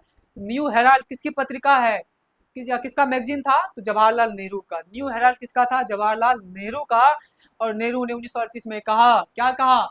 मुझे क्या चाहिए? संविधान सभा की मांग करी। और कैसा? औपचारिक रूप से, औपचारिक रूप से मांग, औपचारिक मांग। ठीक है, औपचारिक मांग की। जो एक बात उन्होंने एक और जोड़ा, कहा कि जो किस पर आधारित होना चाहिए। पहली बार साथियों यहाँ पे वयस्क मताधिकार का जिक्र होता है। देख लो, तो यहाँ पे वयस्क मताधिकार के आधार पर कहा कि भारत में एक संविधान सभा का गठन होना चाहिए। जो किस पर आधारित होना चाहिए? संविधान वयस्क मताधिकार के आधार पर होना चाहिए। किस पे होना चाहिए? वयस्क मताधिकार के आधार पर होना चाहिए। उस समय वयस्क मताधिकार का जो आयु था आज तो 18 वर्ष है ना, आज तो 18 वर्ष है। तो वयस्क मताधिकार के आधार पे कहा कि क्या होना चाहिए संविधान सभा की मांग, किसने करा, जवाहरलाल नेहरू ने 1938 में। इसके क्या यहाँ आने के बाद गठन हो गया संविधान सभा का? नहीं, संविधान सभा का गठन कब होता है? तो आपका 1946 में होता है। अभी हम लोग कहाँ पहुंचे हैं? तो 1938 में। और बीच में क्या क्या कहानी घटी है। अब बात आती है साथियों अगस्त में। अगस्त में क्या होता है? अगस्त में आपको पता है एक बहुत बड़ा आंदोलन होता है, भारत छोड़ो आंदोलन, है ना। कौन सा आंदोलन? भारत छोड़ो आंदोलन, जिसने अंग्रेजों की सत्ता की नींव को उखाड़ दिया, है ना। जो अंग्रेज कहते थे कि कभी हमारा सूर्यास्त नहीं होता है, उसी अंग्रेज के सत्ता को, उसी के सूर्यास्त को क्या कर दिया? ना सिर्फ उसके सूर्यास्त किया, बल्कि यहाँ से सीधा उखाड़ फेंका। किस आंदोलन ने? भारत छोड़ो आंदोलन ने। तो 8 अगस्त 1940 में भारत की संविधान सभा का निर्माण युद्ध के बाद होगा। देखिए जब युद्ध होने लगा, अब एक बात और समझिए साथियों, ये वही समय है जहां पे द्वितीय विश्व युद्ध हो रहा था। भारत के संविधान निर्माण को आप तभी समझ पाएंगे जब आप इसको वर्ल्ड के परिप्रेक्ष्य में समझने का प्रयास करेंगे। क्या ये वही समय है जहां पर विश्व युद्ध चल रहा था? विश्व युद्ध कब हुआ? 1939 में, सेकेंड विश्व युद्ध। पहला तो 1914 में हुआ था, सेकेंड विश्व युद्ध 1914 में पहला, और दूसरा 1939 में। 1939 में क्या हुआ था? ब्रिटेन जो है पूरी तरह से विश्व युद्ध में फंसा हुआ था, और भारत ने उसमें, आपको पता है सुभाष चंद्र बोस का भी पूरा कदम बढ़ चढ़ करके था, उसका बोलबाला था। कदम सुभाष चंद्र बोस ने गांधी को कहा, गांधी जी किस बात का इंतजार कर रहे हैं? यही सही मौका है जहां पे हम अंग्रेजों को दबा करके रख सकते हैं, और यहाँ से हम उसके संविधान सभा के बात को मनवा सकते हैं और अंग्रेजों को यहाँ से भगा सकते हैं। तो सुभाष चंद्र बोस के भी बातों को लोग कहते हैं कि सुभाष चंद्र बोस और गांधी जी में मतभेद था। भाई सबसे बड़ा मिथ है, सबसे बड़ा मिथ है। अगर गांधी जी को किसी ने अगर राष्ट्रपिता कहा है तो पहली बार महात्मा सुभाष चंद्र बोस ने ही कहा है, और सुभाष चंद्र बोस को अगर किसी ने नेता कहा है तो हिटलर ने कहा था। लेकिन सुभाष चंद्र बोस को कहा गांधी जी ने, सुभाष तुम अपने तरीके से आजादी दिलाने का प्रयास करो, याद रखना अगर तुम्हारे तरीके सफल हो गया तो पहला पीठ थपथपाने मैं ही आऊंगा। ये गांधी के स्टेटमेंट थे, और सुभाष चंद्र बोस भी गांधी के बहुत बड़े समर्थक थे। ठीक है, तो जब विश्व युद्ध चल रहा था उसी समय सुभाष चंद्र बोस का मानना था कि हमें यही समय है, उचित समय कि हमें अंग्रेजों को भगा देना है और संविधान का निर्माण करना है, अपने अधीन, हमें देश को अपने अंदर ले लेना है। गांधी जी तो गांधी जी थे, उन्होंने कहा कि नहीं सुभाष, ये उचित समय नहीं है। क्यों नहीं है? कहा कि अभी जो शत्रु जो है, जो हमारा शत्रु ब्रिटेन था, वह किसी दूसरे देश से लड़ रहा है, यह नियति सही नहीं है। गांधी सुभाष चंद्र बोस कहता है कि नियति गया बाण में छोड़िए उसको। आपने देखा तो था 1914 में प्रथम विश्व युद्ध ने क्या करा, उन्होंने चकमा दे दिया ना, उन्हीं चकमा में दोबारा ना पड़े, इसलिए अब जो है बड़े पुरजोर तरीके से संविधान सभा का मांग उठाने लगा, और आंदोलन में भी वो आपको दिखेगा। लेकिन वहीं पे एक और खेल हो करता है ब्रिटिश के द्वारा। आपको पता है ब्रिटिश का दोहरे चरित्र है। ब्रिटिश ने क्या करता है, एक अगस्त प्रस्ताव भेजता है, जिसको हम लोग अगस्त ऑफर बोलते हैं। वो कब आया था? तो 8 अगस्त 1940 को आया था। और देखिए हमारे विश्व युद्ध, भारत का जो भारत छोड़ो आंदोलन शुरू हुआ था वो कब हुआ था? तो 1 अगस्त को हो चुका था। 1 अगस्त 1900 कब हुआ था? 42 को हुआ था, है ना। 1 अगस्त 1942 को हुआ था। लेकिन उससे पहले देखें आप, तो 8 अगस्त 1940 को जब अंग्रेजों ने एक प्रस्ताव भेजा जिसका नाम दिया अगस्त ऑफर, चूंकि अगस्त में आया था इसलिए नाम क्या दिया? अगस्त ऑफर। अगस्त प्रस्ताव में अंग्रेज कहते हैं कि हे भारतीयों, हे भोले भाले भारतीयों, तुम मुझे अभी इस युद्ध में साथ दो, तुम मेरे तरफ से युद्ध लड़ो, मैं तुम्हें वचन देता हूं कि युद्ध के समाप्ति के बाद आपके संविधान सभा का निर्माण कर दिया जाएगा। साथियों आप बताइए, क्या यह अंग्रेजों की तरफ से एक लॉलीपॉप था या नहीं था? क्या यह अंग्रेजों की तरफ से एक लॉलीपॉप था या नहीं था, जो कि भारत को खुश करने के लिए दिया जा रहा था? भारत के उस समय के वर्तमान नेताओं ने उसके भविष्य को समझा और उसके अंग्रेजों के कूटनीति को समझने का प्रयास किया। उन्हें समझ में आ गया, कहा नहीं, हम इस बार आपके झांसे में आने वाला नहीं है, क्योंकि आपने प्रथम विश्व युद्ध में आपने धोखा दे चुका था, है ना। उसके बाद हम बात करें तो अगस्त प्रस्ताव में जो कहा कि संविधान सभा का निर्माण युद्ध के बाद होगा, लेकिन क्या भारत इसको माने हैं? भारत ने कहा नहीं, हम इसको मानने के लिए तैयार नहीं हुए। उसके बाद वहीं पे नहीं रुका। जब भारत छोड़ो आंदोलन तेज गति में पकड़ गया 1 अगस्त 1942 के बाद, लगातार आंदोलन पर आंदोलन हुए जा रहा था, तो एक और बात आया, समय आया 23 मार्च 1942 का। देखिए कब आया, 23 मार्च 1942। आप इस चीज को वहां से कनेक्ट कर पाइए कि ब्रिटेन की क्या मजबूरी थी, क्योंकि ब्रिटेन क्या था, पूरी तरह से विश्व युद्ध में फंसा हुआ था, उसको भारत का सपोर्ट लेना था। बार बार नए नए तरीका निकाल रहा है, कभी अगस्त ऑफर निकाल रहा है, कभी क्रिप्स प्रस्ताव भेजा। जब भारतीयों ने अगस्त प्रस्ताव को ठुकरा दिया, तब 2 साल बाद फिर उन्होंने फिर से ऑफर निकल आया, जिसका नाम दिया क्रिप्स मिशन। क्या नाम दिया, क्रिप्स मिशन, जिसका अध्यक्ष कौन था, सर स्टोफर्ड क्रिप्स था। तो आगे देखेंगे, 23 मार्च 1942 को क्रिप्स प्रस्ताव भारत आया। क्या इस भारत, पहले इस प्रस्ताव को समझते हैं, इस प्रस्ताव को समझते हैं, फिर बताएंगे क्या भारत ने इस प्रस्ताव को माना या नहीं माना। स्वाभाविक सी बात है साथियों, भारत ने इस प्रस्ताव को नहीं माना। क्यों नहीं माना, उसके कारण को हम लोग समझते हैं, आगे देखते हैं। समझिए क्रिप्स प्रस्ताव क्या था। क्रिप्स प्रस्ताव क्या था, तो ब्रिटेन का इलेक्शन हो गया, मुझे अभी यहाँ नहीं जाना है, इससे जाना है मुझे पहले क्रिप्स प्रस्ताव पे। नहीं, चलिए कोई बात नहीं, इसमें नहीं है, हम स्लाइड का प्रयोग कर लेते हैं, ठीक है। इसको देखते हैं, यहाँ समझिए। देखिए कैबिनेट मिशन से पहले आया था क्रिप्स प्रस्ताव। क्या आया था, क्रिप्स प्रस्ताव। समझते हैं क्रिप्स प्रस्ताव को। क्रिप्स प्रस्ताव कब आया था साथियों, तो ध्यान रखना है आपको, 23 मार्च। कब आया था, 23 मार्च 1942 को। इसका अध्यक्ष पूछा जाता है आपसे, इसका जो अध्यक्ष होगा वो हो जाएगा sir Stafford Cripps. Sir Stafford Cripps. इसमें क्या कहा, सेम कहानी जो उन्होंने अगस्त प्रस्ताव में रखा था, वही कहानी से हम यहाँ पे दोहराई कि भारतीयों ठीक है, हम आपके प्रस्ताव को मानने के लिए तैयार हैं, हम संविधान सभा का निर्माण करेंगे, लेकिन आप हमें युद्ध में क्या करें, युद्ध में क्या करें, सपोर्ट करें। भारत ने कहा नहीं। अंग्रेजों का ये आखिरी चाल भी क्या हो गया, समाप्त हो गया। अब इसी बीच में साथियों ब्रिटेन में चुनाव हो रहा था। क्या हो रहा था, ब्रिटेन में चुनाव हो रहा था। ब्रिटेन में दो बड़ी पार्टी है, एक कंजर्वेटिव पार्टी है, दूसरा है लेबर पार्टी। कितनी पार्टी है, दो पार्टी, कंजर्वेटिव पार्टी और दूसरा लेबर पार्टी। तो वहां जब चुनाव हो रहा था, चुनाव में दोनों पार्टियां आमने सामने थी,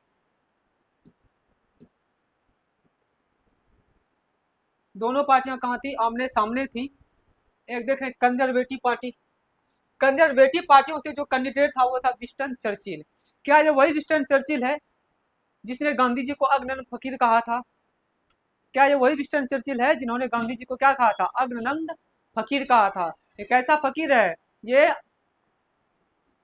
आधा नंगा है ना, उघाड़े। क्योंकि आपको पता है कि गांधी जी थे, उन्होंने एक ही वस्त्र में पूरा उन्होंने जिंदगी गुजार दी जब से वो भारतीय राजनीति में सक्रिय हो गए, ठीक है।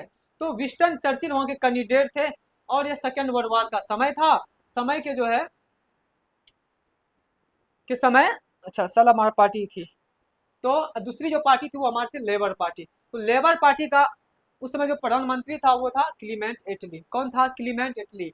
कई बार यह क्वेश्चन पूछा जाता है साथियों कि भारत की आजादी के समय ब्रिटेन का प्रधानमंत्री कौन था, भारत की आजादी के समय ब्रिटेन का प्रधानमंत्री कौन था, जल्दी से बताइए कि भारत की आजादी के समय ब्रिटेन का प्रधानमंत्री कौन था। तो याद रखना है आपको, क्लीमेंट एटली, ठीक है, क्लीमेंट एटली।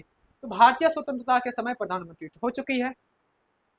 तो साथियों जब यहाँ पे इलेक्शन हो रहा था, इलेक्शन के बाद जल्दी से उसके ऊपर प्रेशर बना, भारत के ऊपर दबाव बढ़ता जा रहा था, भारत का दबाव उसके ऊपर का जल्दी से भारतीयों को अब क्या करो, आजाद करो। उसके बाद यहाँ से अब निकल करके आता है कैबिनेट मिशन। क्या निकल कर आता है भाई, कैबिनेट मिशन, बहुत इंपॉर्टेंट। यहाँ से आपका जो है वास्तव में संविधान सभा और संविधान निर्माण की प्रक्रिया शुरू होती है। साथियों इससे पहले जो आपने देखा था वो एक भूमिका था, है ना, लेकिन वहां से भी कुछ कुछ क्वेश्चन बनते हैं, वो आपको देखना बहुत जरूरी है ताकि आप चीजों को समझ पाए। साथियों कैबिनेट मिशन की अगर हम बात करें तो कैबिनेट मिशन पहली बात आया कब था, तो याद रखना 24 मार्च 1946 को।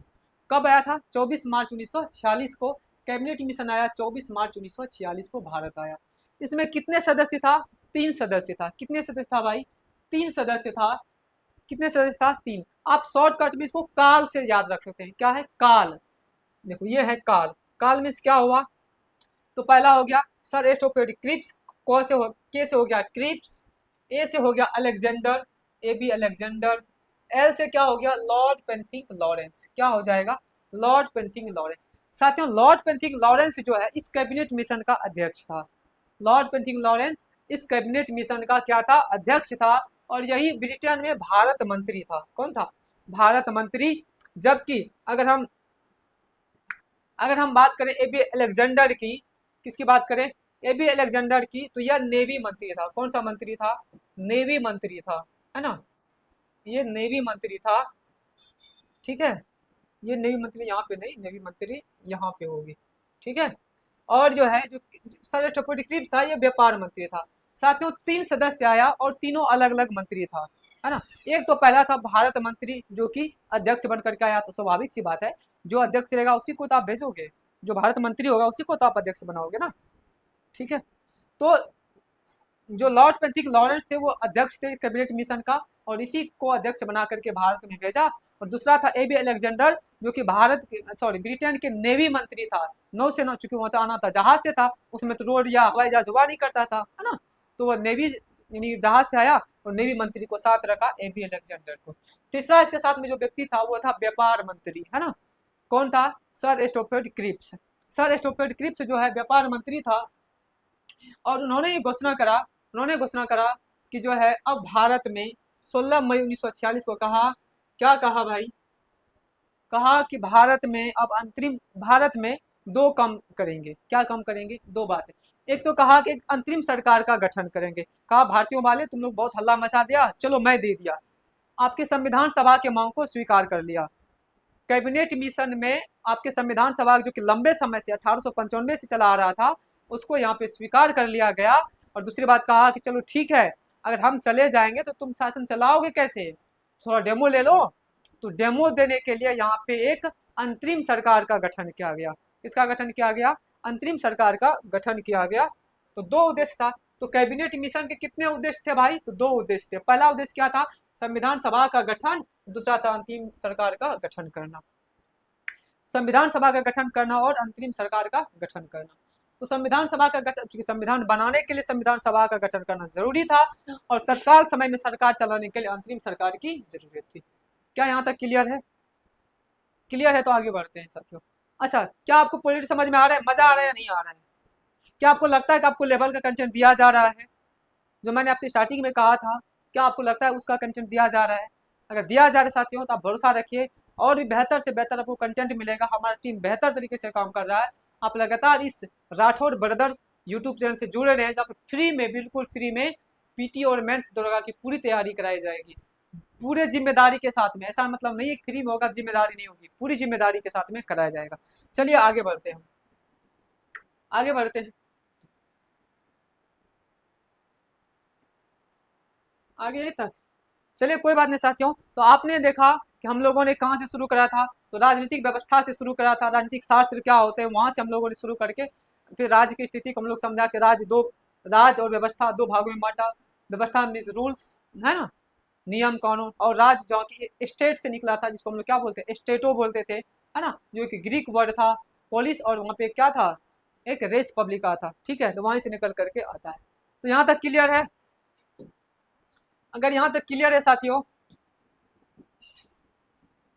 पहला स्लाइड कहाँ गया? तो नहीं मिलेगा। चलिए कोई नहीं। तो क्या आपको पॉलिटिक्स समझ में आए साथियों? तो आज के लिए हम लोग पॉलिटिक्स को यहीं पर रखेंगे, जहाँ हम लोग राजनीतिक स्वार्थ से शुरू करके आज हम लोग कैबिनेट मिशन तक खत्म किए। अब हम लोग जो आगे पढ़ेंगे वो हम लोग पढ़ेंगे संविधान सभा का जो गठन हुआ था। आगे जो हमारा टॉपिक होगा वो होगा संविधान सभा, और दूसरा होगा अंतरिम सरकार। तो आप हेडिंग डाल दीजिए अगले क्लास के लिए संविधान सभा। साथियों एक बात और आपको बता दूं, जितनी भी मैंने आपको पढ़ाई है, ये बोर्ड पीडीएफ भी और एक प्रिंटेड नोट्स भी प्रॉपर आपको इसी टेलीग्राम चैनल पे मिल जाएगा। राठौर ब्रदर्स टेलीग्राम चैनल है, वहाँ पे आपको प्रिंटेड मिल जाएगा, और ये बोर्ड का पीडीएफ भी मिल जाएगा। तो अगर आप लिख पाए तो सबसे बेहतर है, अगर नहीं लिख पाए तो आप वहाँ से टेलीग्राम से आप ज्वाइन करके इसको डाउनलोड कर सकते हैं और आप इससे पढ़ सकते हैं। आप इस तरह से आप पढ़ते रहिए, और जो आपने सपना देखा है, जो वर्दी का सपना देखा है, मुझे वर्दी चाहिए, उस वर्दी के लिए आप जोश और जुनून के साथ लग जाइए, क्योंकि आपको पता है कभी भी 1807 पोस्ट जो है आ सकता है। और उसके लिए राठौर ब्रदर्स यूट्यूब चैनल पूरी कटिबद्ध है, पूरी वचनबद्ध है आपकी तैयारी को लेकर के। बस आपकी जिम्मेदारी है कि आप हमारे साथ कंधे से कंधे मिला करके चलें। और फिर अंत में हम वही कहेंगे साथियों कि कोई शाम आती है तेरी याद लेकर, कोई शाम जाती है तेरी याद देकर, पर इंतजार है मुझे उस शाम की मेरे दोस्तों, जब आएंगे आप अपनी वर्दी को साथ लेकर, वर्दी को साथ लेकर के। मिलते हैं अगले क्लास में, तब तक सभी को जय हिंद, धन्यवाद।